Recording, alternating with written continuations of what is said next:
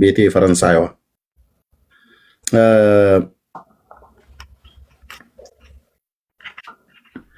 የወንጌላውያኑ ቁጥር እየጨመረ መምጣቱን በእስልምና ሃይማኖት በኦርቶዶክስ ሃይማኖት ከላይ ያሉት ያውቃሉ።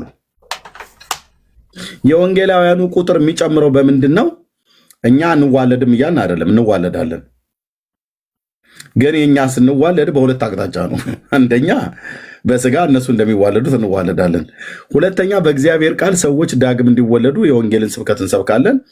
በስጋ እኛ ልጆቻችንን ከሚስቶቻችን ከሚስቴ እንደምወልድ እግዚአብሔር ደግሞ በቅዱስ ቃሉ ሰዎችን ዕለት ዕለት እየወለደ በዳግም ልደት ወደ መንግስቱ እየጠራ ነው። ያን ደግሞ ለማድረግ እዚህ ያለንም እዚህ የሌለንም ሴቶች፣ ወንዶች ልጆች የእግዚአብሔር ወንዶችና ሴቶች ልጆች የወንጌሉን ሰበካ ይሄው እየቀጠልን ነው። ወንድሞች ናቶች እየቀጠልን እግዚአብሔር ጸጋ ስላበዛልን ብቻ ነው። እኔ እንግዲህ በእነዚህ 11 ዓመት ሌሊቶችን እንኳን ሙሉ 12 ሰዓት ሙሉ 10 ሰዓት ሙሉ 12 ሰዓት የተኛውበት ጊዜ ካለፈ ድፍን 11 ዓመት አለፈ። ረጅሙ ሰዓት በጣም ተኛው ብዬ ካልኩኝ 8 ሰዓት ነው የምተኛው።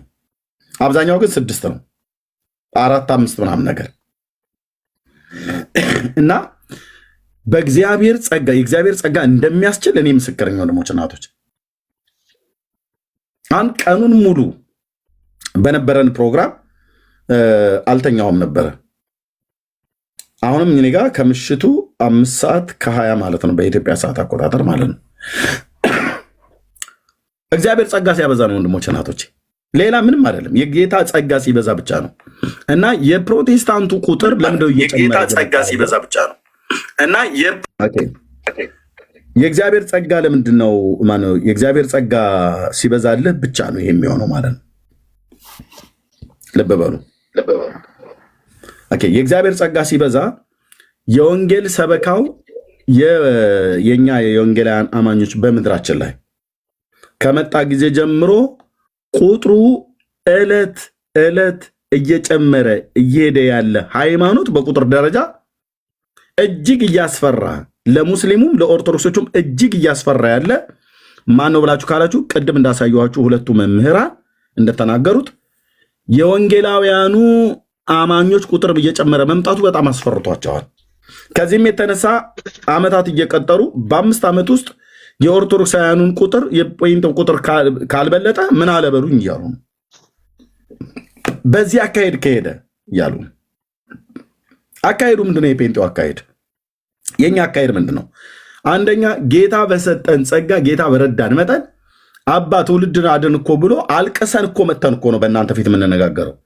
በእግዚአብሔር ፊት አልቅሰን ቤታችንን ዘግተን ጌታ ይህን ትውልድ አድነው እባክህ ጌታ ሆይ ለእኛ የበራልን የወንጌል ብርሃን ለእናቶቻችን፣ ለአባቶቻችን፣ ለወንድሞቻችን፣ ለእህቶቻችን በሩቅ በቅርብ ለምናውቃቸው በስጋ ላልተዛመዱም በስራ በኩል የምናገኛቸው እዚህ የምናገኛቸውን ሰዎች እባክህ በቃለ እውነት ልባቸው እንዲሸነፍ እርዳቸው ብለህ። ምክንያቱም እግዚአብሔር የሰው ልብ ካለወጠ በስተቀር የሮያልን ልብ ማንም ሊለውጠው የሚችለው? የኤርሚያስን ልብ ማን ነው ሊለውጥ የሚችል? የዳንኤልን ልብ ማን ሊለውጥ ይችላል? ወንድሞች እናቶች፣ የሰራን እግዚአብሔር ካለወጠን በስተቀር በፍጹም ልትለወጥ እኮ አችልም። ለዚህ ነው አየህ፣ ልባቸውን ስለሚያውቁ በፍጹም እኔ ማለት ብረት ነኝ፣ እኔ ማለት በቃ በፍጹም ግንብ ድንጋይ መግፋት ያህል ነው ብለው ይላሉ። ልክ ነው፣ የሰው ልብ እንደዛ ነው። እግዚአብሔር ግን ነካ ሲያደርግ ግን ታሪክ ይቀየራል። የሆነ ቦታ ላይ ኮምፒውተርን በተኑን ክሊክ ስታደርገው ልክ እንደሚከፈትና እንደሚዘጋ እግዚአብሔር መንፈሳዊ ሕይወትህን እንዲበራልህ የነፍስህን ውስጠኛ አካል በቅዱስ ቃሉ ክሊክ ሲያደርገው እግዚአብሔር መንፈስ ቅዱስ ለሕይወት የሚሆን ንስሐን ሲሰጥ በአንዲት ቃል መጽሐፍ ቅዱስ ሙሉ በሙሉ እንኳን ላትረዳው ትችላለህ። በአንዲት ቃል የዘመናት ታሪክ ይቀየራል ማለት ነው። እና የፕሮቴስታንቱ ቁጥር እየበዛ የመጣው በምንድን ነው? በወንጌል ሰበካ ነው። ከዚህ የተነሳ ነው መገፋት፣ መጠላት፣ መሰደብ፣ መተቸት። አሁን በግራና በቀኝ የሚሰድቡን ማን ናቸው? ኦርቶዶክሳውያንና ሙስሊሞች ናቸው። የሚያጣጥሉን የሚያበሻቅጡት የእኛን ሃይማኖት ነው። ሰው እንዲጠራው የሚያደርጉት የእኛን ሃይማኖት ነው። አይታችኋቸው ከሆነ ተመካክረው እስኪመስል ድረስ ማለት ነው። እኛና እናንተ ነን ውጡ እያሉ አሁን በቅርብ ባሌ ውስጥ እያየው ነበር። አሁን በቅርብ ቪዲዮ ማለት ነው።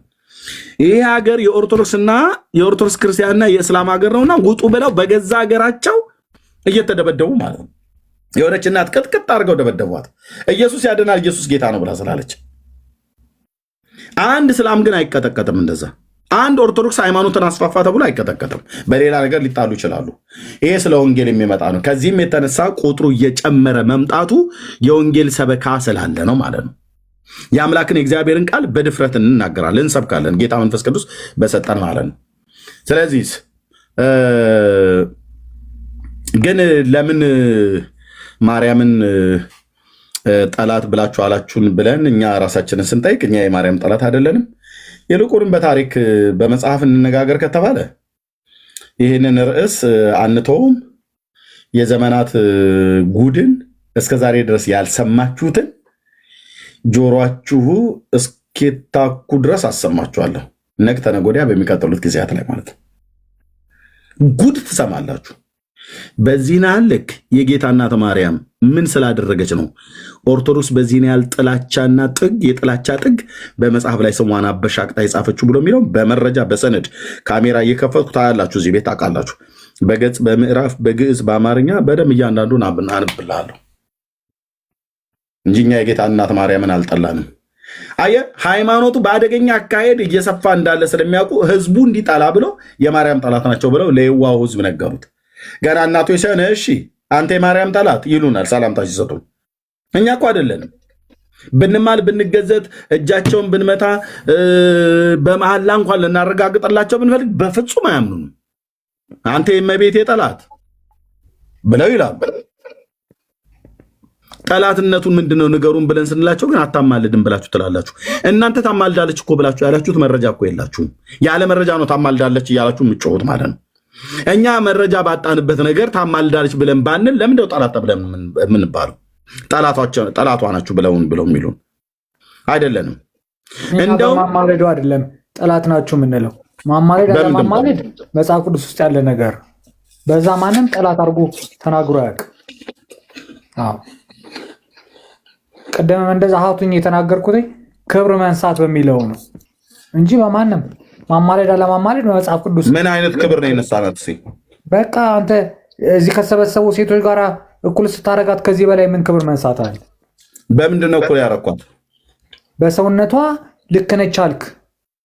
እኩል አደረችም እንዴት አይደል? በሰውነቷ አሁን ከእህቶች ጋር አምላክን የወለደችን ብጽዕትና ድንግል ቅድስት ሴት ከማንም ተራ ሴት ጋር እኩል ነች ብለህ ማለት ይሄ ከዚህ በላይ ስድብ ምን አለ?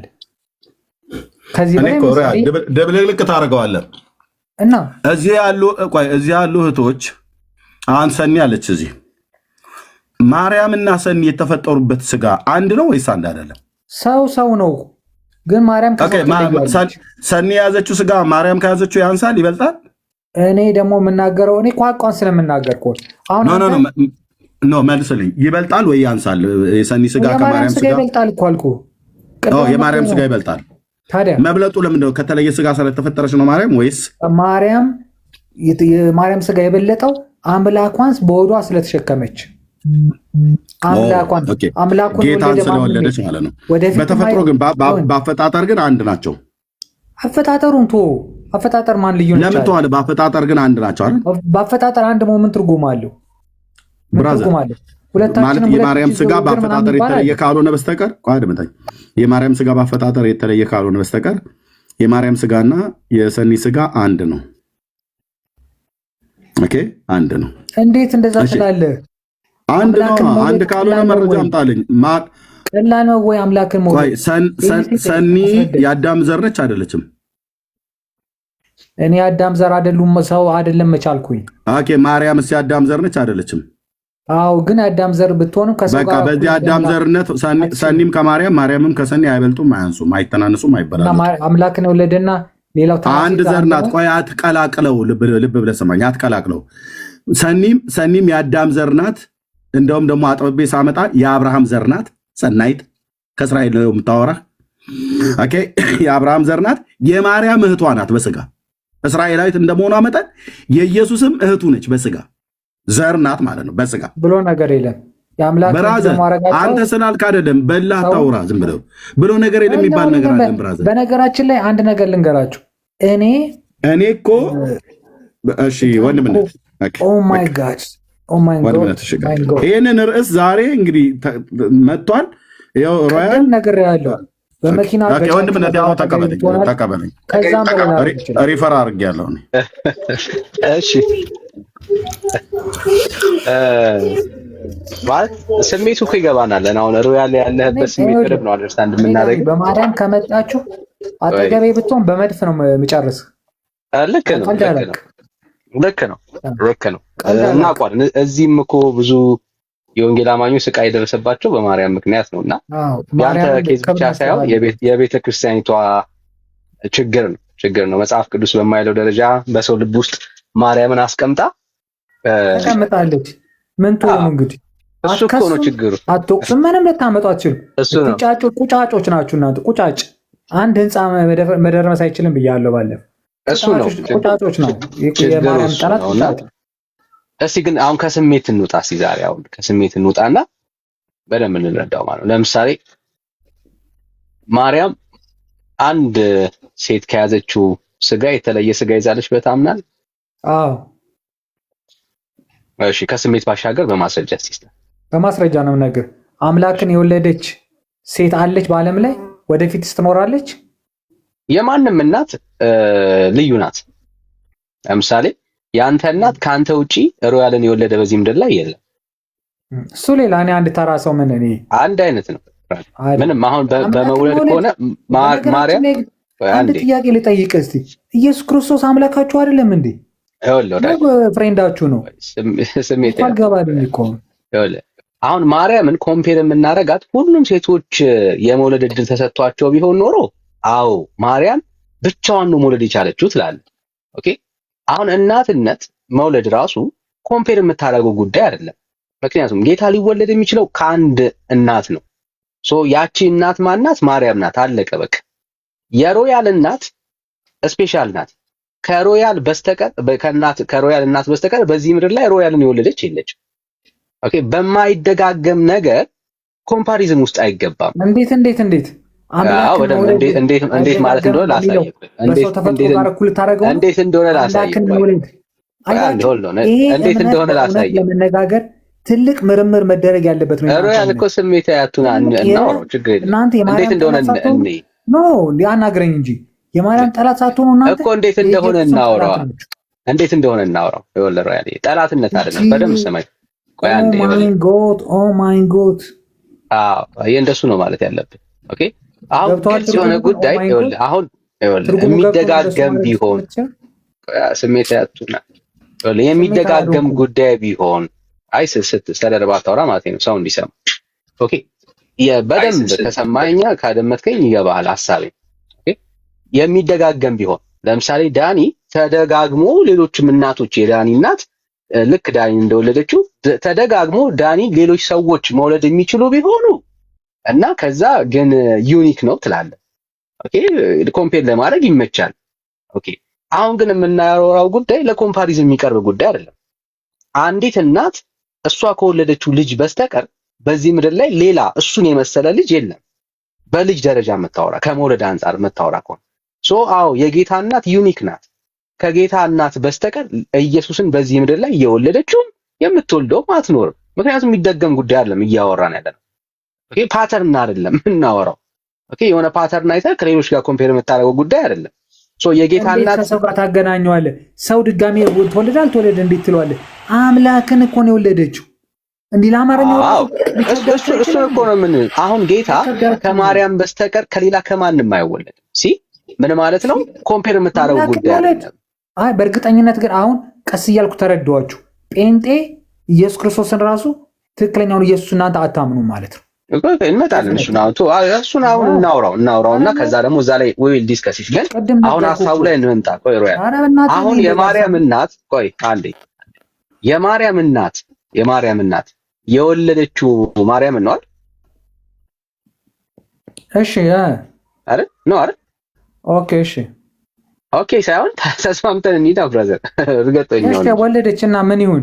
ቆይ የማርያም እናት የወለደችው ማርያም ነው ወይስ ማርያምን አይደለም? ሮያል በዚህ ምድር ላይ እኮ የማርያም እናትን ማርያምን እንደወለደች ሌላ እኮ ማርያምን የወለደ ሰው ማንም የለም። ሺዝ ዩኒክ ብራዘር። የማርያም እናት ዩኒክ ናት።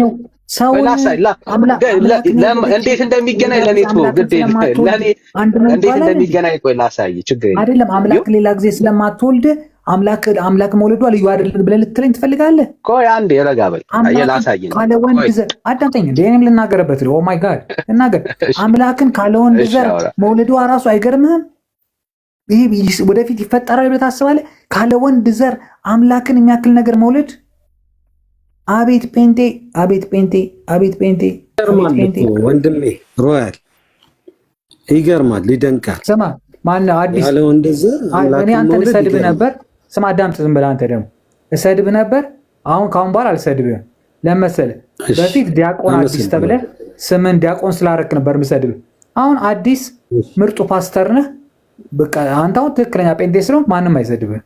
እኔ አልናገርም ካሁን በኋላ። አዲስ ህይወት በኢየሱስ ክርስቶስ ነው የሚገኘው። ይመችህ፣ ይመችህ። እንኳን ወደ አዳራሽ ጭፈራ በሰላም ተቀላቀልክ። እሺ አመሰግናለሁ። ፖይንቱ ምንድን ነው? ወደ ዳር ያርጉትና አሁን ሴንተር ላይ ያርጉት። ሪያል አውቆ ነው ወደ ዳር የሚወስደው፣ ፐርሰናል ላይ ያደርገው ይሞክራል። አሁን በዚህ ምድር ላይ የማርያም ልክ የተወለደችው በቃ እናትና አባቷ ከአንተ እናትና አባት ምንም አይለይም አይደል? የማርያምን እያወራን ስለሆነ ኦኬ፣ ስለ ኢየሱስ አይደለም እያወራን ያለው። እዛ ጋር ሄዳ አትደበቅ። ማርያም ልክ እንዳንተ እናት መውለድ እንደቻለችው የማርያምም እናትና አባት ልክ እንደዛ ነው አይደል? ማርያምን የወለዷት የተለየ ነገር አለ በማርያም መወለድ ላይ? በወንድና በሴት ስጋ ፍቃድ ትወልዳለች። ጥሩ። ስለሷ ስጋ ነው አሁን የምናወራው። ማርያም የያዘችው ስጋ የተለየ ስጋ ነው አይደለም? አይደለም። ስለዚህ እዚህ ካሉ ሴቶች የተለየ ተፈጥሮ የላትም ማለት ነው ማርያም። ኢየሱስን ከወለደች በኋላ የተቀደሰ ሆነ፣ ያ ስጋ ልዩ ሆነ። ስለሷ ነው እያወራን ያለው። ገና ኢየሱስ ጋር አልደረስንም እንዴ? ኢየሱስን ወለደቻ። ከዛ በኋላ ስላለው እናውራ። አልደረስንም። የዛን ጊዜ ማማ በቤተ መቅደስ አልደረስንም። ትንሽ የልጅ ሀገር ነበረች። ኢየሱስን ከወለደች በኋላስ እንመጣለን። እሱ ጋር ደግሞ ኢየሱስ ጋር ደግሞ ስትመጣ እንመጣለን። ኢየሱስ ክርስቶስን እስክትወልድ ድረስ ባለው ህይወቷ ከአንድ እስራኤላዊት ልጃገረድ የተለየ የህይወት ስታይል ወይ ደግሞ ተፈጥሮ የላትም ማለት ነው። ቅድስት ነበረች። ምን ማለት ነው? ቅድስት ነበረች፣ የተቀደሰች ብፁዕ ልጃገረድ ነበረች። እሺ ልጃገረድ ችግር የለም። ስለዚህ ምንም የተለየ ኔቸር ላይ የተለየ ነገር የላችም ማለት ነው። ልክ አንድ እናት እስራኤላዊ እናት ስትወልድ ያላት ማንነት ነው ማርያምን እንደ ልጅ የተወለደችው ማለት ነው። ዋለቅ እዚሁ ቤት አንተ ጋር አዲሳቱ ኑሮ ያለ አዲሳቱ ማርያምን እንዴት እንደሚጠሏት ከጽፋቸው አያስታውቅም። እነዚህ እዚህ ቤት ማንም ጉንዳን ናችሁ እናንተ። የአምላክን እናት ጠልተህ እናትን አትወድም አንተ። ስሜታችሁ በሙሉ እዚህና ማርያም እናት የምትሰድብ በሙሉ ስሜታ ይሆናል። ወዳጅ ቴንክ ዩ ጋይስ ስሜታ ይሆናል። እና ለምን ነው ስሜታዊ እንድትሆኑ ያደረጓችሁ ካልክ ቤተክርስቲያናችሁ ውስጥ የሚነገረው እኮ የሐሰት ትርክት አይደለም ነው። ለምሳሌ ላሳይ። አሁን አንድ መጽሐፍ ቅዱሳዊ ማስረጃ ጠቅሰ እኛ ከምናምናት ከምንቀበላት ከጌታ እናት ማርያም የተለየች ማርያም ልታሳየን አትችልም። እንወዳታለን፣ የጌታ እናት እንደሆነች እናምናለን፣ እንቀበላለን። እሷ ማርያም መጽሐፍ ቅዱስ ውስጥ ያስቀመጣትን የወንጌል አማኞች ማርያም በደንብ ነው የምንቀበላት፣ በደንብ ነው የጌታ እናት እንደሆነች እናምናለን፣ እንቀበላለን። ምንም ጥያቄ የለብን። አሁን አንተ ግን የምታወራትን ማርያም የትኛው መጽሐፍ ቅዱስ ውስጥ አናገኛትም። ለምሳሌ ላሳይ። ለምሳሌ ታርጉኝ ተደማመጣ ሮያሊ ስትደማመጥ ነው አንተ የሚያምርብህ ስትደማመጥ ነው። ስትደማመጥ ነው የሚያምርብህ። ቴንክ ዩ። እሺ ያ ስትደማመጥ ደስ ይላል፣ ያምርብሃል ሮያሊ። እኔ እኮ መልስ ለመስጠት ነው እንጂ እኮ በማለት እኮ ችግር የለም። ይኸው አሁን በደምብ ስማና ከዛ ልጠይቅህና ከዛ ትመልስልናል። እስቲ መጽሐፍ ቅዱስን ግለጠውና ለምሳሌ ጸሎትን የምትሰማ ማርያም ከእግዚአብሔር ቃል አሳየን። ለሰው ልጆች ደራሽ የሆነች ማርያም ከመጽሐፍ ቅዱስ ውስጥ ያሳየን። ጸሎት ልመናን እየተቀበለች ወደ እግዚአብሔር የምታደርስ እስቲ ማርያም አሳየን ከእግዚአብሔር ቃል። የጌታ እናት መሆኑን እናምናለን። ሌላውን ጉዳይ ምንም ችግር የለብን። እስቲ ይችን ማርያም ከእግዚአብሔር ቃል አሳየን። ኦኬ መጽሐፍ ቅዱስ ብቻ ብላችሁ ስለምታምኑ መጽሐፍ ቅዱስ ብቻ ላይ ባይሆን ከመጽሐፍ ቅዱስ ውጪ ባሉ መጽሐፍቶች ራሱ ሊኖር ይችላል። አንድ ሁለተኛ ደግሞ አንድ ነገር አስረግጬ የምነግርህ ነገር እንግዲህ የጠየቅኩ ምን ነበር ያለ ከመጽሐፍ ቅዱስ አሳየናል አሳየኛል።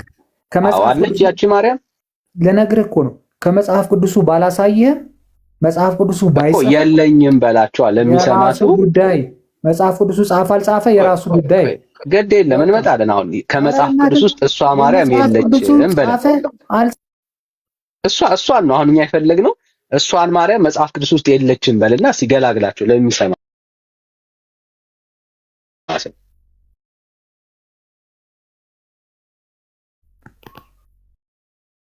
ሚዩት የምታደርጉኝ ሰዎች ግን ስርዓት ያላችሁ ነው ወደላችኋለሁ። ሚዩት አታርጉት ወዳጆች። ሚዩት የምታደርጉ ምን አይነት እንስሳ ናችሁ?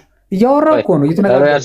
ስሜት ያቱን አይ ስሜታዊ አይደለም እኮ ይቺ ማርያም መጽሐፍ ቅዱስ ውስጥ የለችም በለን። we are waiting you brother። መጽሐፍ ቅዱስ ውስጥ ኖረችም አንድ አጭር ነገር ልንገርህ በእናትህ።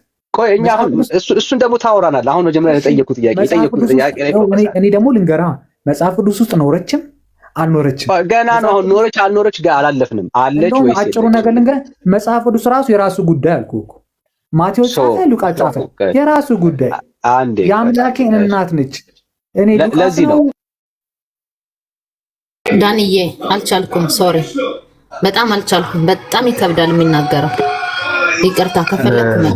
እሺ ዳኒ ሰላም ዳኒ ሰላም። እሺ ቴንክ ዩ ጋይስ። ምንም የተለየ ነገር አላረጋችሁትም። ኖርማል ለምንድን ነው እሱ? ቆይ አንዴ ወቅታዊ ሚውት አድርግ። ቤተክርስቲያኒቷ ውስጥ እንዲህ ነው የተሳለችው ማርያም ባዘው ሊትራል እኮ እንዲህ ነው። በሰው ልብ ውስጥ ማርያም የተሳለችው እንደዚህ ነው። ለዚህ ነው ከጌታ በላይ የማርያም ጉዳይ በቤተክርስቲያኒቷ ውስጥ በሰው ልብ ውስጥ ተስሏል። ሶ የእግዚአብሔርን ቃል እግዚአብሔርን ቢያዋርዱ they don't care about ኦኬ ተመችቶናል እየሰማን ያለ ነው። ግን ቤተክርስቲያን ውስጥ የማርያም ጉዳይ ምን ያህል እንደተሳለ እንድትመለከቱ ያክል የተሳለችው በዚህ ደረጃ ነው። ሶ ማርያምን ከምትነቁ እህትዬው ሰኒ እኔ ነኝ ያስገባሁት ግድ የላችሁ። ቆይ እኔ ነኝ መልሼ ሮያል አንተ ጋር ጥያቄ አለኝ። ኖ ቆይ አንዴ ዮሴፍ ማን ዮፍታይ ቆይ አንዴ ደርባ አታውራ ዮፍታይ እኔ ሳውራ ደርባ አታውራ። እሺ ከአንተ ጋር ስለምፈልግ እንድታወራኝ አንተ ኤርሚያስ ሚዩት አድርገው ዮፍታይ። እሺ ሮያል ለማስወረድ በቂ ሪዝን ምክንያት አላት። ለምን የዳንበትን የአምላካችን የእግዚአብሔርን ቃል የራሱ ጉዳይ እያልክ መጽሐፍ ቅዱስን ትናገራለህ። የጌታዬን እናት የአምላኬን እናት ብለህ የነገረህ ራሱ የራሱ ጉዳይ ያልከው መጽሐፍ ነው። እሱ ባይኖር ኖሮ ቁርአን አይነግርህም።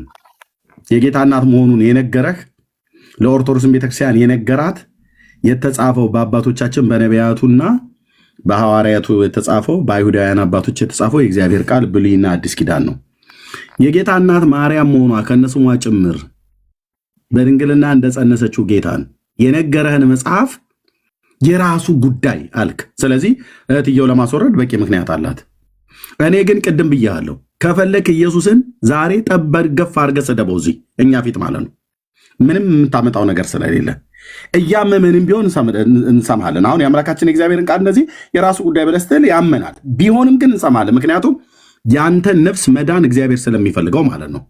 ለምንድን ነው ዛሬ የተበሳጨው? ለምንድን ነው ዛሬ የተቆጣኸው? የማርያም ጠላት ማን ነው ብሎ የሚለውን ርዕስ ቅድም የቤት ይዤ ስገባ እንደዛ በጠበጥከን ታገስነህ። አሁንም መጣህ። መጽሐፍ ቅዱስን የራሱ ጉዳይ ነው። ኢየሱስንም የራሱ ጉዳይ ብለህ ልትለው እንደምችል እኔ አልጠራጠርም። ግን የእግዚአብሔር ትዕግስት በጣም በዝቶልሃል። ለምን? ሊያድንህ ስለሚፈልግ። የፈለግከውን ተናገር። ከወንድምነት ጋር ቀጥል። ቴንክ ዩ። እኔ በነገራችን ላይ በማርያም ከመጣችሁ ከኢየሱስ ታጣሉኛላችሁ። እውነቴን ነው። ከፈጣሪ ታጣሉኛላችሁ። በማርያም ፈለገውን ይበል። ወገኖች ተዉት። ይሄን ልጅ ፕሊስ፣ በእኔ ይሁንባችሁ። አንዳንድ ክፉ መንፈስ ጮሆ የሚወጣው ወይ ደግሞ አንዳንድ ክፉ መንፈስ በምን ማኒፌስት እንደሚደረግ ታውቁታላችሁ። ስለዚህ የፈለገው ይናገር። ከወንድምነት ጋር ቀጥል። ርዕሱ ላይ ከወንድምነት ጋር ቀጥል። እኛ የጌታ እናት ማርያምን አልሰደብን፣ እናንተ ናችሁ ተጣሏታላችሁ እያላችሁ ስትሉን የነበረው እናንተው ለብዙ ዘመናት ስታወሩብን የነበረውን ርዕስ አርገን ይዘን መምጣታችን ይህን ለምን አስቆጣ? ይኸው ጥላቻችሁ በዚህ ነው ብለህ ቁጥር 1 2 3 ብለህ በነጥብ አትነግረንም? እንደኛ እንድንነግራችሁ ይሄን እያዝን መጽሐፍ ቅዱስ የራሱ ጉዳይ ቀጥለ ባለቤቱንም አድምጠኝ። ባለቤቱንም የራሱ ጉዳይ ማርያም እኩል ነች ስትል ወዳጄ ማርያም ከሰናይት ሰናይት ከማርያም የማይበልጡበትን ምክንያቱን አሳይተናል። ማርያም ከሌሎች ሴቶች የምትበልጠው ጌታን በስጋ ለመውለድ የተመረጠች እናት ናት። 4 ነጥብ። ከዛ ውጭ ኢየሱስ ኃጢአተኛ ለሆነችው ለሰኒ ሞቶላታል። ኢየሱስ ኃጢአተኛ ለሆነችው ለማርያምም ለእናቱ ሞቶላታል። የቤተ ክርስቲያን መጽሐፍ ነው የሚናገረው። አሳያለሁ እስኪያስነጥስ ድረስ ማለት ነው። ማርያም ኃጢአተኛ ነች የጌታ እናት። አዎ አልቀበለው መጽሐፉ ወዳጄ ልብ በል። ቆይ አንተ ተቀበልከው አልተቀበልከው አይደለም። ለራሴ ነው የምኖረው ለራሴ። ኦኬ አንተ ለራስህ ከኖርክ የራስህን ዓለም መስርተሃል ማለት ነው። ኖ ስለዚህ ለማርያም ማነው ለማርያምም የሞተላት ለሰኒ ሞቶላታል። ሮያል ታስወራኛለህ ፕሊዝ። ለሰኒ እንደሞተላት ለእኔ እንደሞተልኝ ለዳኒ እንደሞተ ለአንተ እንደሞተ ለማርያምም ሞቶላታል። አለቀ። ለሰኒ ኢየሱስ መድኃኒቷ እንደሆነ ለዳኒ መድኃኒቱ እንደሆነ ለእኔም ለዓለሙ ሁሉ በስሙ ለሚያምኑት መድኃኒት እንደሆነ ሁሉ ለማርያምም መድኃኒቷ ነው ኢየሱስ። ኦኬ መድኃኒቷ ነው። ይሄ ርዕሱ ዛሬ ያመጣነው ርዕስ በጣም በቃ የቀድሞቹን ሰዎች በጥብጧል፣ አንተንም በጥብጧል። ግን ከወንድምነት ጋር ያለው ጨርስ። 1000 ጴንጤ ብትመጣ አሰልፌ ነው ምነዳ በዚህ ጉዳይ። በቃ ይኸው ትነዳናለህ። በመኪና ልወጣባችሁ ነው። መኪና ይዛል ባይዞ የአዲስ አበባ ከተማ ውስጥ ነው ያለው። በእኛ ንዴት አላግባብ እንዳትነዳ። ጀርመን ሀገር ልመልስ ነው መኪናውን ሃይዌይ ብለህ ልክ እንትን ሰንጥቀህ ቀለበት ምንድነው መስቀል አደባባይ ላይ እንዳትነዳ። ቀጥሎ እንብን በመኪና ነው በታንክ ለምን አትወጣብንም? ዛሬ ይህንን እውነት ፍርጥ አድርገን የምንነግርህ። ቀጥሎ እንብናት። እሺ ሮያል እና ያየነው ነገር ትልቁ ነገር ክፍተቱ እሱ ነው። ሮያል አሁን ቤተክርስቲያኒቷ ውስጥ በጣም መጽሐፍ ቅዱስ ውስጥ የሌለችው ማርያም ነው የነገረች። ትልቁ ችግር እሱ ነው። አሁን እንደ ጥያቄ ካለ እድል ልስጥ እና ጴንጤዎች የምንጠላት ማርያም ልታሳየን ከቻለ ከዚህ በላይ ነገሯን እዚህ ካሉ ሴቶች ጋር ማርያም እኩል ነች ምናምን ሲል ከዚህ በላይ ጥላቻ አለ እንዴ? እኩል አይደለችም ብለህ ታስባለህ? ማርያም ይሄ ራሱ ምንድን ነው የሚያሳይ? አሁን ለምሳሌ አይደለችም ብለህ ታስባለህ? ጥያቄ ልጠይቅህ። አሁን ለምሳሌ ክርስቶስ ሰው ሆኖ ነበር አይደል? ደወሉበት አባታቸው። እነዚህ ደግሞ ይደውላሉ 10 ጊዜ። ይኸውልህ እንትን ክርስቶስ ሰው ሆኖ ነበረ። ስሚ በቃ አላቅም በይው እንዳይደውልብኝ። ይኸውልህ ክርስቶስ ሰው ሆኖ ነበር አይደለ? ክርስቶስ ሰው ሆኖ ነበር። አንተ አሁን ከክርስቶስ እኩል ነህ ማለት ነው? ሰው በሰውነትህ እሱ ሰው በነበረ ጊዜ ከአንተ እኩል ነው? ኢየሱስ ክርስቶስ ፍጹም ሰው ነው የሆነው እኮ። ፍጹም ሰው በነበረ ጊዜ እንዳንተ ነው ማለት ነው? ሰው ነው ማለት ነው እንዳንተ? ስለ ክርስቶስ ሲናገር ከኃጢአት ንጹህ የሆነ እንደነበረ ይናገራል። እና ማርያምስ ከኃጢአት ንጹህ የሆነች ሰው አልነበረች? ማርያም ምንም ኃጢአት የለባትም የሚል ማስረጃ የለም። ካለ እቀበላለሁ። ስለ ጌታ ግን ተጽፏል። አንተ ከኃጢአተኛ አይደለም። እኔ የእግዚአብሔርን ቃል ስለምከተል የእግዚአብሔርን ቃል እኔ አልገምትም። እኔ ክርስቲያን ነኝ፣ አልገምትም። ትውልድ ሁሉ ብጽዕት ይሉኛል የምትለው ያለችዋን እሱ ብጽዕና ከህይወት እንትን ጋር እኮ የሚገናኝ ነገር የለውም። በነገራችን ላይ ግን አሁን እዚህ 491 ሰዎች ምናምን አላችሁ አይደል? ከዚህ ውስጥ ቢያንስ 90 ኦርቶዶክስ ብትሆኑ 400 ጴንጤ ብትሆኑ 400ችሁ ገደል ግቡ ጴንጤዎች። ኦርቶዶክስ ያላት የመጨረሻ ንግግር ይሄ ነው። አየሩ ያለ ከስሜት ባሻገር አልነጋገርም። 400 ጴንጤዎች ገደል ግቡ። እግዚአብሔር በስራ ላይ ነው ወንድምነት። እግዚአብሔር በስራ ላይ ነው። እግዚአብሔር በስራ ላይ ነው። ስራ ላይ ነው። ኮንዶሚኒየም ነው የሚሰሩ። ቀጥል። ያው እሱን ነው ያለ። አየህ በቃ ትልቁ ነገር እሱ ነው። ከስሜት ባሻገር ቤተክርስቲያኒቷ ማርያምን ለምን እንደዚህ እንደምትል አውቃለሁ። ወንጌል እየነካው ነው ውስጡን እንደዚህ የሚንተከተከው ለዛ ነው ምናምን። ኧረ በእናትህ ስንት ነገር የወንጌል ባህሪ ነው። ባይዘው እዚህ ውስጥ ልክ እንዳንተ ያደረጋቸው ብዙ ሰዎች ነበሩ። ጌታ ግን መጨረሻ የሄደባቸው ምልክቱ ነው ይሄ ምልክቱ። ኦፍ ኮርስ ለዚህ እኮ ነው አሁን ይኸውልህ ስለ ማርያም ያለህ ግንዛቤ ያለህ ጴንጤዎች ገደል ግቡ እናንተ የማርያም ጠላቶች። ይኸውልህ ስለ ማርያም ያለህ ግንዛቤ በእውቀት ሳይሆን በስሜት ላይ ብቻ ያለ እንደሆነ ያያየህ አንተ ራስህ። አልቀበለውም አልኩህ እኮ በማርያም ጉዳይ አልቀበለውም። ልክ እኮ ነው። አየህ የእግዚአብሔርን ቃል እንኳን አስክዶካል። ቤተክርስቲያኒቱ ውስጥ የተሰበከችልህ ማርያም ከእግዚአብሔር ቃል በላይ እንድትሆን ያደረገ የተሰበከችልኝ ሳይሆን የደረሰችልኝ ማርያም በአማላጅነቱ የደረሰችልኝ ማርያም ምንም አልደረሰችልም። ማርያም እንደደረሰችልህ ምንም ማስረጃ የለም። ቆይ ወንድምነት እዚህ ጋር አንድ ነገር አስታወስከኝ። በቤተክርስቲያን ውስጥ የተሰበከችል ሮያል ቆይ በቤተክርስቲያን ውስጥ በኦርቶዶክስ ቤተክርስቲያን ውስጥ የተሰበከችዋ ማርያም ተብላ የተባለችዋ ከመጽሐፍ ቅዱስ በላይ አድርገው ነው የሰበኳት። መጽሐፍ መረጃ አለ። ኤርሚያስ ታምረ ማርያም መቅደምን ላምጣዋ ወንድምነት አልፈልግም። እኔ አነባዋለሁ፣ ለህዝቡ አነባዋለሁ። ለራስህ አንብበው፣ እኔ አልፈልግም። አንተ ወንድም ለህዝቡ አነባዋለሁ። አንተ አይደለም የምታዘኝ።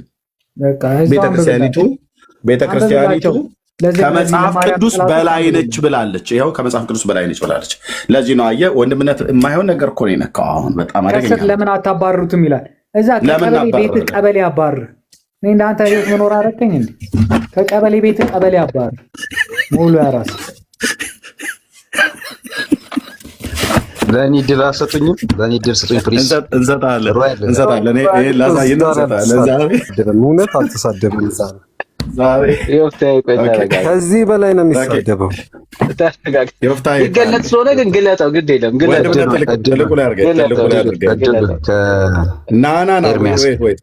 ሮያል ነው ሮያል ፕሊስ ዮፍታይ ካልሆነ ታችና ሶርዳን እስካሁን በትዕግስት ጠብቀህናል፣ ልንሰጥህ ነው። ያ ቴንክ ዩ ሮያል ና እንዴ! ይሄንማ ሮያል ባለበት ነው የሚነበበው። ብፁዕነቶ ይምጡ። ሮያልዬ ና የማያድግ ኤርሚያስ ልጅ ብሎክ ስላወቀ ነው ላት ያለው። አዎ የማያድግ ኤርሚያስ ልጅ ብሎ አንደኛው ኮሜንት የጻፈው በጣም ጌታ ምሕረት ያርግልህ። ይሄን ኮሜንት የጻፍከው ሰው እሺ ኦርቶዶክስ በመጽሐፏ ይኸው መጽሐፍ ቅዱስ ማርያም ከመጽሐፍ ቅዱስ እንደምትበልጥ መጽሐፍ ቅዱስ የእግዚአብሔር ቃል ከማርያም እንደሚያንስ ቤተክርስቲያኒቱ እንደዚህ ብላ በድፍረት ጽፋለች። ገጽ 23 ላይ ሀብተ ወልድና ስመ ክርስትናን ላለው ክርስቲያናዊ የሆነ ሰው ሁሉ የእመቤታችንን ማርያምን መጽሐፍ እዚህ ጋር እንደዚህ ላሳይ። የእመቤታችን የማርያምን መጽሐፍ ታምሯን መስማት ቀላል አይምሰለው ካለ በኋላ እዩት። ይህ የእመቤታችን ታምር ከመጽሐፈ ነቢያት ብሉይ ኪዳን ማለት ነው፣ ከመጽሐፈ ሐዋርያት አዲስ ኪዳን ማለት ነው የላቀ የከበረ ገናና ነውና። የማን ይህ የእመቤታችን ታምር መጽሐፍ፣ ይሄ መጽሐፍ ከብሉይ ኪዳን ከአዲስ ኪዳንም ከሐዋርያቱ መጽሐፍት የላቀ ገናና የከበረ ነውና ስለዚህ ቀላል አይምሰላችሁ አለ። ይኸውላችሁ ይሄ ተረት ነው። ይሄ ተረት ታምረ ማርያም ማለት የተረት መጽሐፍ ነው። ይሄን ተረት ከነቢያቱ ከብሉይ ኪዳን መጽሐፍት ከሐዋርያቱ ከአዲስ ኪዳን መጽሐፍት የላቀ የከበረ ገናና ነውና ስለዚህ ቀላል አይምሰላችሁ። እቺ ናትን እንግዲህ ኦርቶዶክስ ቀጥተኛ ተብላ ምትባል ጠማማ ትምህርት የምታስተምር ቤተክርስቲያን ማለት ነው። ያው እዚህ የማርያም ከመጽሐፍ ቅዱስ የእሷ ታምር ከመጽሐፍ ቅዱስ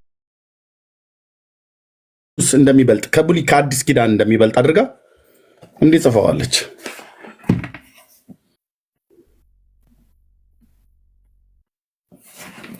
እሺ ወንድምነት አሁን ትልቁ ላይ መሆን ትችላለህ። ዮፍታሔ ስጡኝ እያለ ስለነበር በጨዋነት ጠብቆናል፣ መሰጠት አለበት። ቴንኪው ሮያል ግን ወረደ። ያው እሺ አመሰግናለሁ። ዲስከስ ማድረግ የምፈልገው ከኤርሚያስ ጋር ነው ዳኒ ከቻልክ ማለት ነው።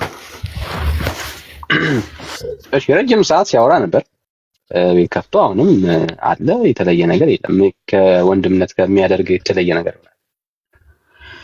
አይ ምናልባት ከአንተ ጋር ብዙ ጊዜ ዲስከስ አድርገናልና ኤርሚያስም ላገኘው ፈልጋለሁ፣ ሊያስገባኝ አልቻለም በብዙ ጊዜ ማለት ነው። አሁን ስላገኘሁት ደስ ብሎኛል። ማን ነው ሮያልም ደግሞ ኦርቶዶክስ ነው የሚለው ጥያቄ ምልክት አሳድሮብኛል። ከእግዚአብሔር ቃል አንጻር መነገር የሌለባቸው ኃይለ ቃላትን ሲናገር እሰማለሁ። አሁን ጄነራላይዝድ አድርጎ ኦርቶዶክስ እንደዚህ ያለች ማለቱ ተገቢ አይደለም። መጽሐፍ ቅዱስ የራሱ ጉዳይ የሚል አስተምህሮ የላትም እቺ ቅድስት ኦርቶዶክስ ተዋህዶ።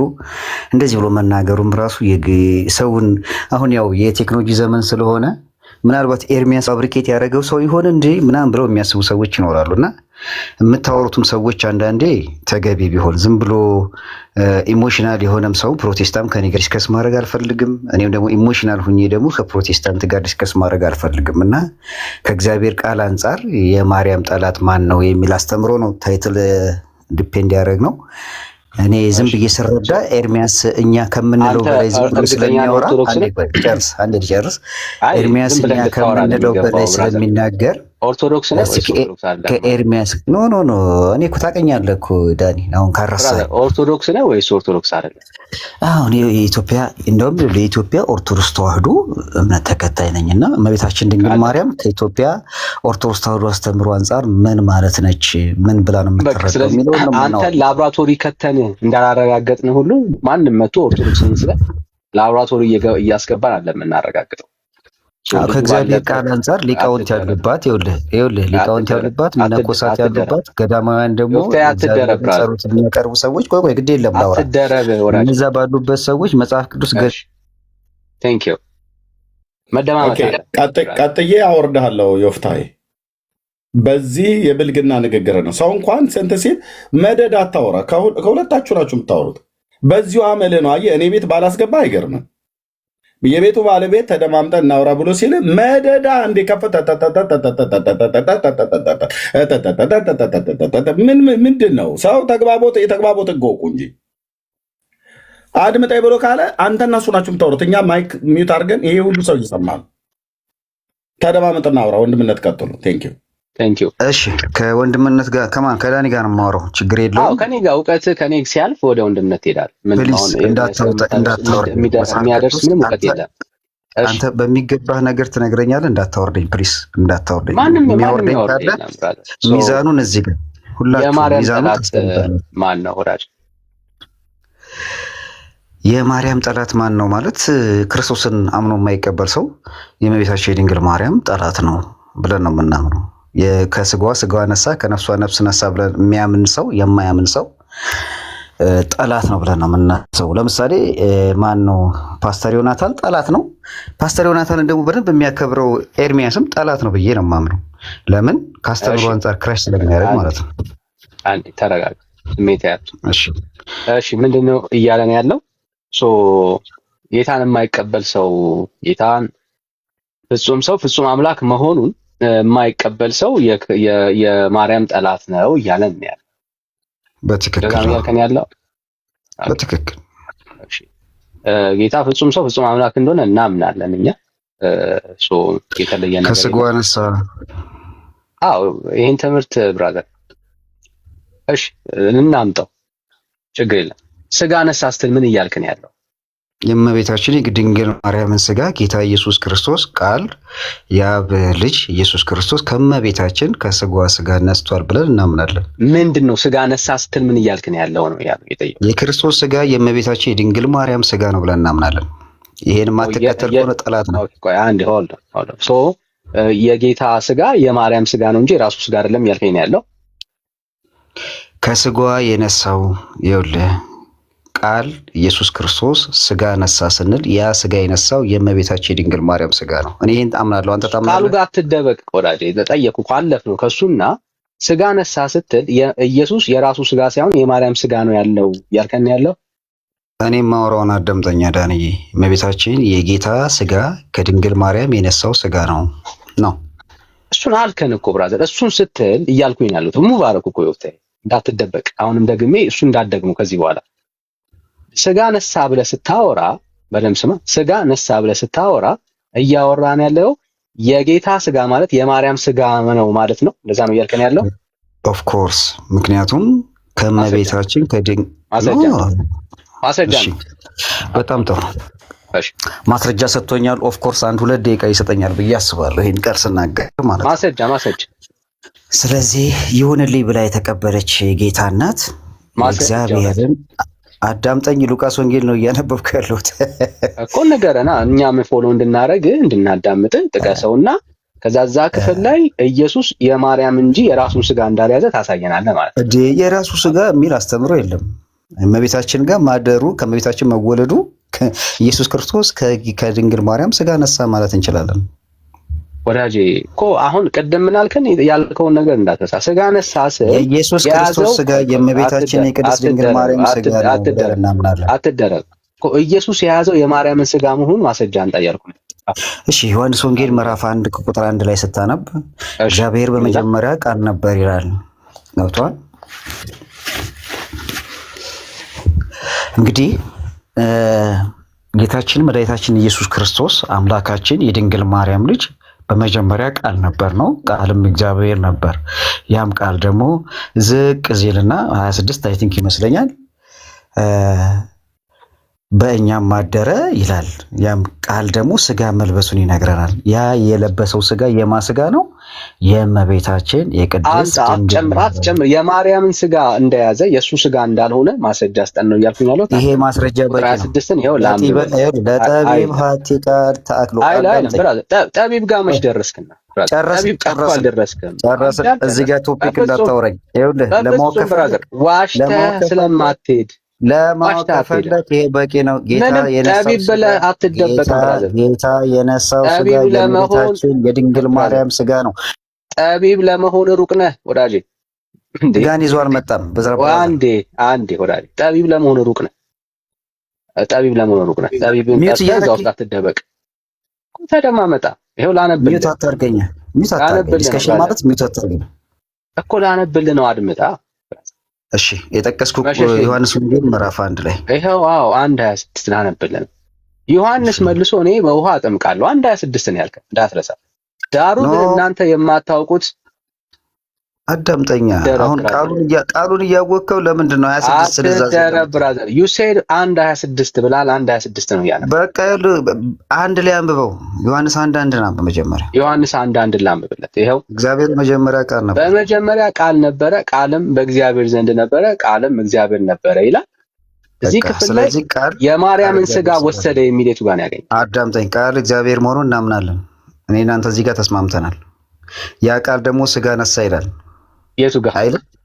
ሂድ ዝቅ በል ውረድ። 13 ላይ ምናምን ውረታች ውረድ። ይሄን አሁን ማንም ሰው ያውቀዋል። ምንም እሺ፣ ቁጥር 13 አለን 13 አለን። ይሄው ላነብለት ነው። እነርሱም ከእግዚአብሔር ተወለዱ እንጂ ከደም ወይም ከስጋ ፈቃድ ወይም ከወንድ ፈቃድ አልተወለዱም ይላል። ዝቅ በል። ቃልም ስጋ ሆነ ጸጋና እውነትን ተሞልቶ በሚያደረ ለምን ይሄን መደበቅ ፈለግ? 13 ነው ያልከው። 13 ነው ያነበብኩት ወዳጅ። ቃልም ስጋ ሆነ 4 ነጥብ ዘጋን። አቁም፣ ሌላ ቦታ ትሄድ። እሺ ቃልም ስጋ ሆነ ይኸው ጸጋና እውነትን ተሞልቶ ጸጋና እውነትን ተሞልቶ በእኛ አደረ። አንድ ልጅም በአባቱ ዘንድ እንዳለው ክብር የሆነውን ክብሩን አየን ይላል። ጥቅሱን የሰጠው እኔ ነኝ። ይሄኔ አሁን የጠቀሰው 14 ነው ያነበብኩት እኮ አስረዳና። እኔ ነኝ ያስወረድኩት ወንበነት እኔ ነኝ ያስወረድኩት። ይህ ሰው ምንም ነገር በቃ የሚናገረውን የማያውቅ አንዴ 26 ይላል፣ አንዴ 1 ላይ አንብበው ይላል፣ አንዴ 13 ላይ አንብበው ይላል። ቅጥፈቱ ውሸቱ ለሱ እንኳን ይቅርታ እንኳን አይጠይቅም። አንተ ለጠይቀው ጥያቄ አምጣ ብላ ያልከው ወሳኝ ቁጥር እንኳን ራሱ ቁጥሩን አያውቀውም። በእርግጥ የት ያውቀዋል? እና አሁን አንተ ወርደ ቁጥር 15 ላይ ያለውን ስላነበብክ አታንብብ ብሎ ደግሞ ይለፈልፋል። እዚህ ቤት ዳግም አትገባ፣ እኔም ቤት ዳግም አትመጣም። እንዳንተ በድምፅህ ራሱ እንኳን እንለያለን። የትኛውም ቦታ ላይ ብላክ ሊስት ውስጥ ከተናል። እንደዚህ አይነት ነገር በጣም የሚደብረው በስርዓት የሚያወሩ ሰዎች አሉ፣ ገብተው ማለት ነው ተደማምጠው። ሁለት ናችሁ የምታወሩት፣ በቃ መደዳን የምታወረው። የጠቀስከውን ጥቅስ አታውቀውም። ምዕራፍ 1 ቁጥር 26 ብለህ ተነበበልህ አይልም ቃሉ። ምዕራፍ 1 ቁጥር 14 እኛ መቼ አጣኑ? ቃል ስጋ ሆነ ብሎ የሚለውን የአምላክ ቃል እኛ እናውቀዋለን። ለምን? ስለምናነበው። 1:26 አልክ፣ ተነበበ የለም። አንድ ላይ አንብቡ ላይ ቃልም ማነው? ቃል በመጀመሪያው ቃል ነበረ፣ ቃልም እግዚአብሔር ነበረ ብሎ የሚለው ነው የሚለው። ቁጥር 13 አንብብ አልከው፣ ከስጋና ከደም ተወለዱ ማነው? እነሱም ከእግዚአብሔር ተወለዱ እንጂ ከስጋና ከደም ፍቃድ አልተወለዱም ብሎ ይላል። ይሄኛውም ሌላኛው ተሳዳቢ ነው፣ ይሄ ወፉ ማለት ነው። ታች ውረድ እና ወንድምነት 14ን አነበበልህ። ቴንኪው ነው ማለት ያለብህ። ምክንያቱስ መጽሐፍ ቅዱስን አታውቁትም። ዝም ብሎ ማውራት አይደለም። ቁጭ ብለህ በንዴት በልህ በወኔ አይደለም ሃይማኖት የሚከበረው። በቃ ባዶ ቀፎ ናችሁ። ምክንያቱም ውስጣችሁ እውቀት የለም፣ የእግዚአብሔር ቃል እውቀት የለም። ለምን ቁጭ ብለህ አላነበብክም የእግዚአብሔርን ቃል መጽሐፍ ቅዱስን? ቀደም ዮናታንና ኤርሚያስ ከሃዲያን ናቸው። ማርያም በስጋ ክርስቶስን እንደወለደችው አያምኑም ማለት ውሸት ነው። ዮኒም ያምናል፣ እኔም አምናለሁ። ስም ለማጥፋት ነው የሞከርከው ማለት ነው። ዮኒም ያምናል፣ እኔም አምናለሁ። ቃል ስጋ መሆኑን እኛ መቼ ካድን? ኦኬ ዮኒ የዛሬ ስንት ዓመት የዛሬ 7 ዓመት አካባቢ ላይ አልተዋህደም ውሃና ዘይት ነው ምናምን ነገር ብሎ ያለበትን እሱኛው ነው። እሱን ደግሞ እኔው ፔጅ ላይ መጥቶ ይቅርታ እንዲጠይቅ አድርጌዋለሁ። በቃ ይቅርታ የጠየቀን አገልጋይ ተሳስቼ ነው ይቅርታ ኤርሚ ብሎ በውስጥ አወራን። ከዛስ ፔጅ ላይ አምጥቼ ይቅርታ አስጠይቀዋለሁ። ዩቲዩብ ላይ ግቡና ይኸው ከፈለጋችሁ ቪዲዮን እዚያ ያሳያችኋለሁ። የዛሬ 7 ዓመት ይቅርታ ብሏል ዮናታን አክሊሉ ማለት ነው። በዛ ትምህርት ጉዳይ በውስጥ አውርተን ይሁን እየተከለ አይደለም የተናገርከው ብዬ መጥቶ አስተካክሎ ይቅርታ ጠይቋል። የእናንተ አለ አይደል የምንበላው የማርያምን ስጋ ነው እያለ የጠገበ ጳጳስ እና መነኩሴ ቆሞስ ወጥተው የተናገሩት በስቅለቷ ቀን እያሉ የዛሬ ዓመት ላይ ብፁዕ አቡነ ገብርኤል የተናገሩትን የመድኃኔዓለም የቦሌ መድኃኔዓለም ቤተክርስቲያን መምህር የሆነው መምህር ጳውሎስ የተባለው እና ሌላኛው ቆሞስ እና ብፁዕ አቡነ ሕዝቅኤል የገሙ ጎፋ ነው የከፋ የጅማ አህጉረ ስብከት ሊቀ ጳጳስ የሆኑት የምንበላው የማን ስጋ ነው? የእሷ ነው ብለዋል። የማርያምን ስጋ ነው የምትበሉት፣ የማርያምን ደም ነው የምትጠጡት። የፍጡር ስጋ ማለት ነው። የፍጡር ደም። የሰው ስጋ ትበላላችሁ ማለት ነው። የሰው ደም ትጠጣላችሁ ማለት ነው። እራሷ ቤተክርስቲያኒቱ ነች ያለችው። ጳጳሱ ነው ያሉት ብፁዕ አቡነ ሕዝቅኤል። ማርያም ሰው ናት፣ አምላክ አይደለችም። አምላክ አይደለችም። የኢየሱስን ስጋን ግን ስንበላ የሰው ስጋ ነው የምትበሉት አይባልም። በእምነት ነው እሱን የምትበላው። በጥርስ አኝከህ አይደለም የኢየሱስ ስጋ የሚበላው። እናንተ ግን የማርያምን ስጋ ነው የምንበላው የማርያምን ደም ነው የምንጠጣው ብለዋል ብፁዕነታቸው። አባትህ ብለህ ያልከው ማለት ነው። ያው ከሃይማኖት አኳያ ላክብራቸው ብዬ ነው፣ ከእድሜያቸውም አኳያ።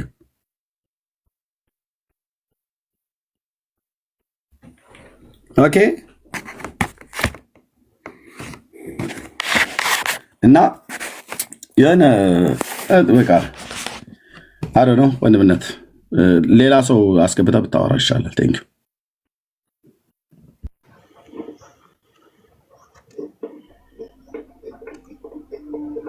እሺ ወንድምነት ያው ጩኸት ብቻ እንደሆኑ ትውልዱ እንዳያክል ነው እንጂ ምንም የተለየ ነገር የላቸው። እሺ ሲፓራ ሰላም ናችሁ? ሰላም ነው? እግዚአብሔር ይመስገን። ሁሉ ሰላም አለን። እግዚአብሔር ይመስገን አለን። ከየት ቤተ እምነት? ከተዋህዶ ቤተ እምነት ነው። እሺ ከተዋህዶ። እሺ ወንድም ተቀበለዋል? ምን አልከኝ? እሺ እንኳን ደህና መጣ ወንድማችን። እንኳን ደህና ቆያችሁ። ርዕሱ ይታያል አይደል? የማርያም ጠላት ማን ነው ብለን እየተነጋገርን ነው። አዎ ማን ነው ብላችሁ ነው የምትሉት? በኦርቶዶክስ ክርስቲያን የማርያም ጠላት የማርያም ጠላት ያው የማርያም ጠላትማ አጋንንት ነው። አጋንንት ነው። ኦኬ ሰው ሊሆን አይችልም። ሰዎችም ጠላቷ ከሆኑ በእርግጠኝነት በውስጣቸው የአጋንንት መንፈስ ካልሆነ በስተቀር ማርያምን የሚያስጠላ ምክንያት የለም በተአምር እዚህ ምድር ላይ። ራይት። ስለዚህ ሰይጣን ያለበት ሰው ነው ማርያምን የሚጠላት። ራይት። እሺ በተለምዶ ግን ወንድማችን ቴንክ ዩ ሲፓራ። በተለምዶ ነው አይ ቲንክ አስባችሁበት እንደሆነ አይደል ነው እንደ ተቋም እንደ ቤተክርስቲያን ብዙ ጊዜ እኛን የወንጌላውያን አማኞች በተለምዶ ጴንጤ ወይ ፕሮቴስታንት የምንባለው የማርያም ጠላቶች ናቸው፣ የማርያም ጠላት እያላችሁ ትሉናላችሁ። ትክክል ነኝ? ትክክል ነኝ? አዎ። ከምን ተነስታችሁ ነው እንደዛ የምትሉን?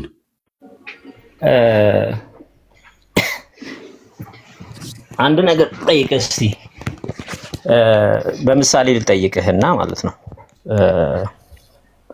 ያው አክብሬ ነው ማወራችሁ ሁላችሁንም። ምንም አይነት ኔጌቲቭ ነገር አላወራም በተሻለ መጠን። እሺ።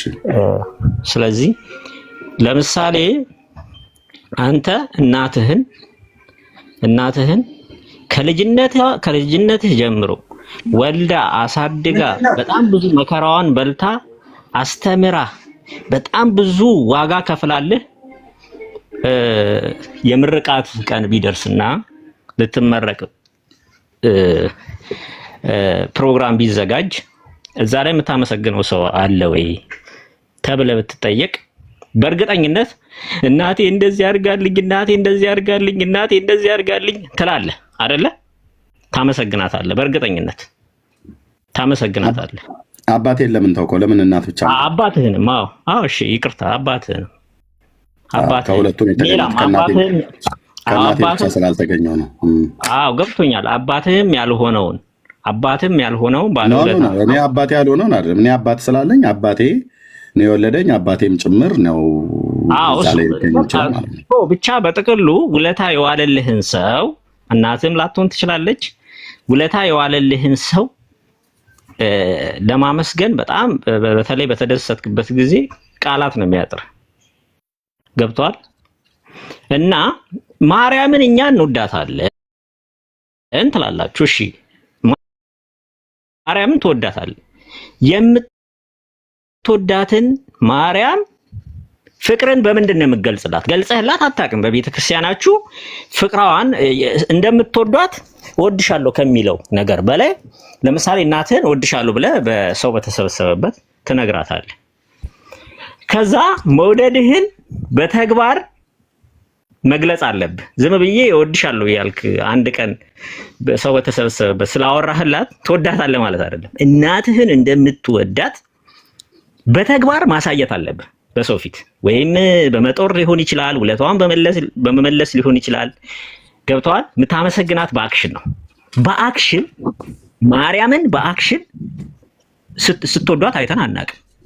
አዎ እንወዳታለን እኮ ብሎ ማለት እኮ በጣም ምንም እኮ የሚከብድ ነገር አይደለም። ገብተዋል? እኔ አሁን አንተን እናድድብሃለሁ ምናምን፣ ግን ለማስመሰል እዚህ መጥቼ ኤርሚዬ እኮ እወድሃለሁ ምናምን ብለህ በአፌ እኔ አንተን አንድ ቀን ጠልቼ አላውቅም ብል አፌ ላይ ነው ያለው። በአክሽን ባገኘ ወይ ልምታው ወይ የሆነ ነገር ላድርገው ላድርስበት የሚል ሰው ልትሆን ትችላለህ። ገብቷል? ስለዚህ እወዳታለሁ ማለት ሳይሆን የወደድካትን ማርያም ትውልድ ሁሉ ብጽሕት ይለኛል ያለው ቃል የተባለው ቃል ለማንም አልተነገረም። ለምሳሌ ሁላችሁም ብፁዓን ናችሁ ከሚለው ጋር በፍጹም የሚገናኝ አይደለም። ለምሳሌ ሁሉም ሰው ብፁዕ ነው። ለምሳሌ ኢየሱስ ክርስቶስ ሲናገር ድሆች ያጡ ብፁዓን ናቸው ምናምን እያለ ይናገራል። ያ ብፁዓን የተባለበት ትርጉምና ማርያም ትውልድ ሁሉ ብጽሕት ይለኛል ያለበት ትርጉም በፍጹም የሚገናኝ አይደለም። ለምንድን ነው እንደዛ ያለችው? ትውልድ ሁሉ ብጽሕት ይሉኛል። ብጽሕት ማለት አለብህ በየቀኑ ትውልድና አንተም። ገብቶሃል? ያንን ብጽሕት የምትልበትን መንገድ ከልብህ ነው ማለት ያለብህ። ኦርቶዶክሶችን ለማስደሰት ወይም ደግሞ ኦርቶዶክሶችን ለክርክር ስትቀርብ የኦርቶዶክሶች አይ ማርያምን አይጠሏትም ጴንጤዎች ተብሎ እንዲወራ ሳይሆን ብጽሕት ናት ድንግል ማርያም ብጽሕት ናት ብለህ በመድረክ በምታገኝበት መንገድ መመስከር አለብህ። በነገራችን ላይ ለማርያም የሚሰጥ ክብር በእርግጠኝነት ነው ምነግርህ። እኔ በጣም እርግጠኛ ሆኜ ምነግርህ በዚህ ጉዳይ ላይ እርግጠኛ እንደምሆን በሌላ ጉዳይ ላይ እርግጠኛ አልሆንም። ለማርያም በሚሰጥ ክብር ለጣዖት እንደተሰጠ አድርጎ የሚቆጥር ልጅ የላትም። በእርግጠኝነት ነው የምናገረው። ለጣዖት ነው የተሰጠው ክብር።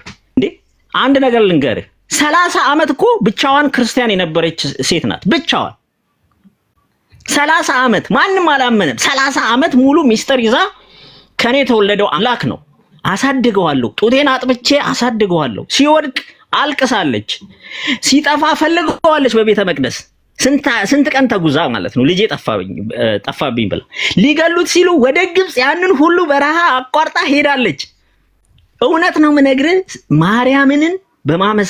ማርያምን በማመስገኔ ሲኦል ይጠብቀኛል የሚል ሰው በጣም የተሳሳተ ሰው ነው። በጣም የተሳሳተ ሰው ነው። ስለዚህ እናቴን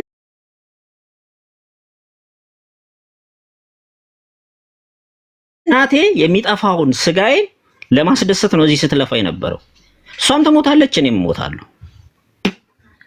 ማርያም የሰጠችኝን በእሷ ጽድቅ ምክንያት ኢየሱስ ክርስቶስ ሰው ሲፈልግ ጽድቅ የሆነ ሰው በማጣቱ ብዙ ጊዜ ቆይቷል ነው ምን ንጹህ ሆና በመገኘቷ ኃጢአት ምንም ስላልተገኘባት ብቻ ኢየሱስ ክርስቶስ እሷ ጋር መጣ።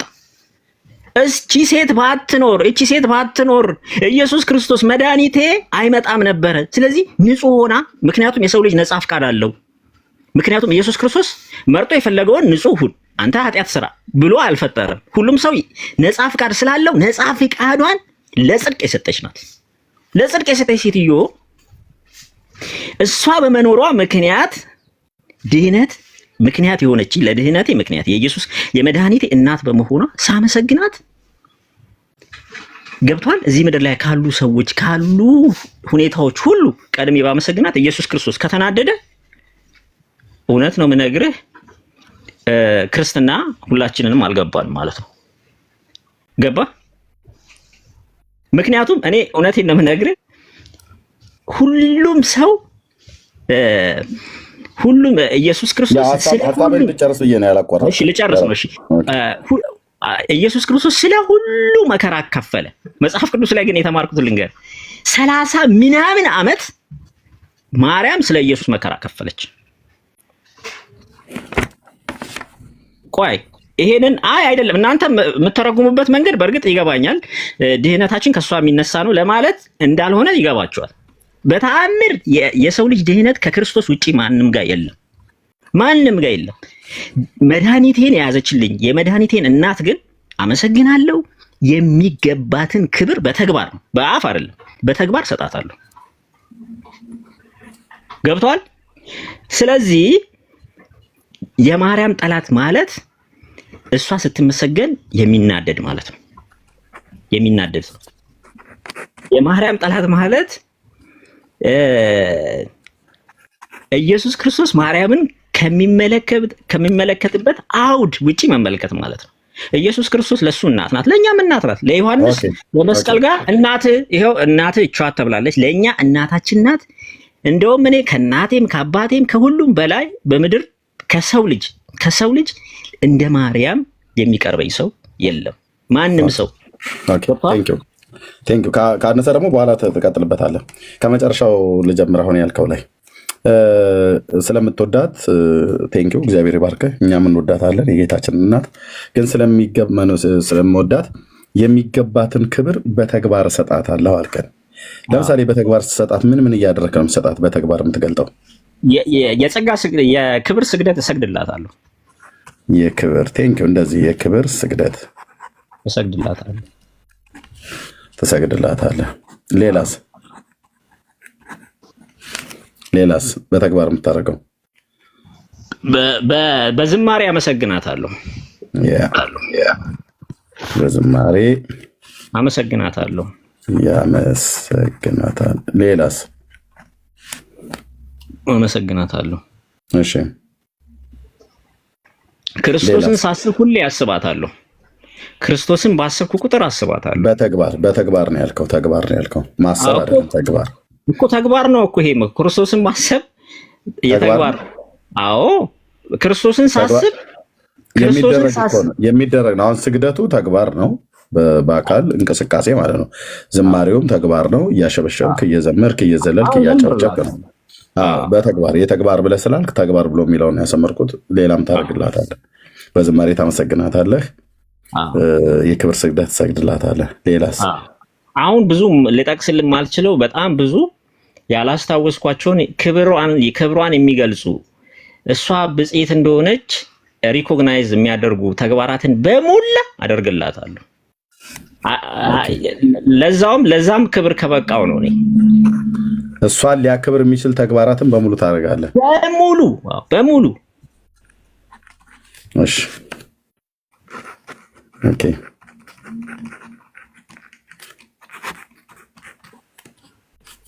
ተግባር እዚህ ጋር ይግባ። አደርግላታለሁ ብለናል። ኦኬ አደርግላታለሁ ብለሃል። ማን አድርጉ ብሎ ስላለ ነው የምታደርገው? መጽሐፉ ስለሚል ነው። መጽሐፉ ስለሚል ነው። የቱ ጋር ነው መጽሐፉ? በተግባር ለሱ አድርጉላት። በቃ ቅድም ነገርኩ እኮ። ለምሳሌ ኤልሳቤጥ እኔ ቤት ስለ ኤልሳቤጥ አይደለም፣ ለማርያም ይሄንን ሁሉ አድርጉ፣ ስገዱላት፣ ዘምሩላት፣ ለእሷ ሊደረግ የሚችለው ነገር ሁሉ በተግባር አድርጉላት ብሎ ያለው የቱ ጋር ነው ያገኘው? መጽሐፉ ይላል ብለኛል። አዎ በጽሔት ይሏል። ቅድም የጠቀስኩልህ ጠቃለሁ። ትውልድ ሁሉ በጽሔት ይለኛል። በጽሔት ይለኛል ማለት ዘምሩላት ማለት ነው እንዴ? በጽሔት ይለኛል ማለት ስገዱላት ማለት ነው። አዎ ነው እኮ ባይዘዌ አንድ ነገር እሺ በቃ ጽፌልሃለሁ። ሉቃስ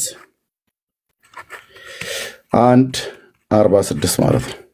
ትውልድ ሁሉ በጽሔት ይሉኛል ብሎ የሚለው ጽፌልሃለሁ ማለት ነው። ኦኬ እሺ። እናንተ ግን ማርያምን እንወዳታለን ትላላችሁ፣ በተግባር ግን አትፈጽሙትም፣ በተግባር ግን አታደርጉትም። ያው በተግባር ዜሮ ናችሁ ነው ያልከን። ሶሪ 48 ቴንክ ዩ ቴዲዬ። ከ46 ጀምሮ እያያዛል እየናከሽ። በተግባር ግን ምንድነው? ማርያምን እንወዳታለን ትላላችሁ፣ በተግባር ግን አትገልጹትም አልከን። አዎ አንተ እያደረግከው ያለውን ተግባር ይሄን ነው ስናደርግ ነው አይደል? በተግባር ፈጸምን የሚያስብለው አይደል? አዎ ነው። ከዚህ ውጭ ሌላ ተግባር የለም። ብዙ አለ። ግን እኔ አሁን ለምሳሌ አንድ ጥያቄ ልጠይቅህ።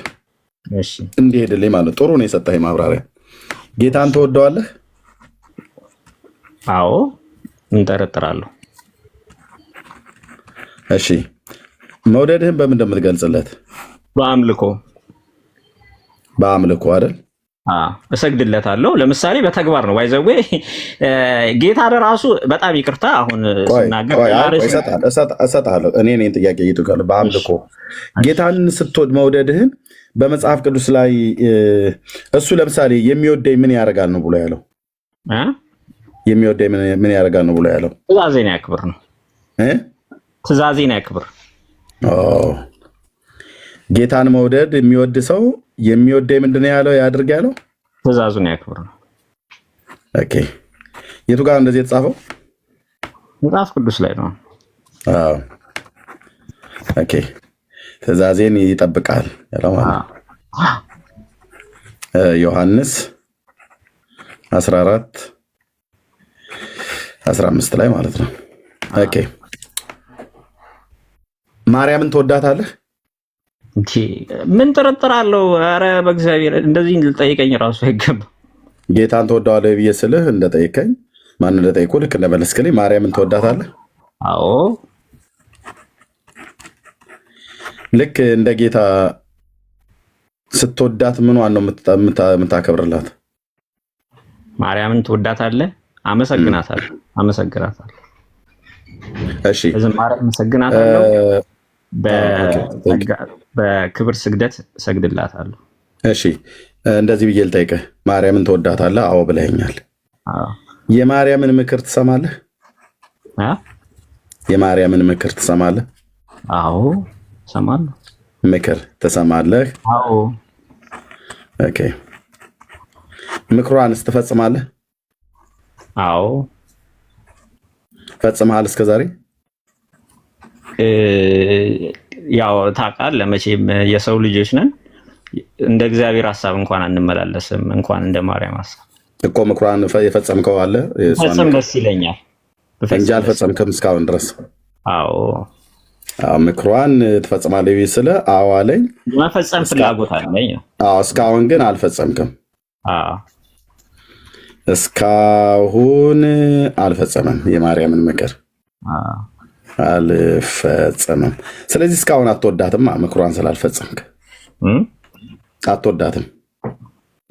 እስካሁን ድረስ ምክሯን አልፈጸምክም ብለሃል።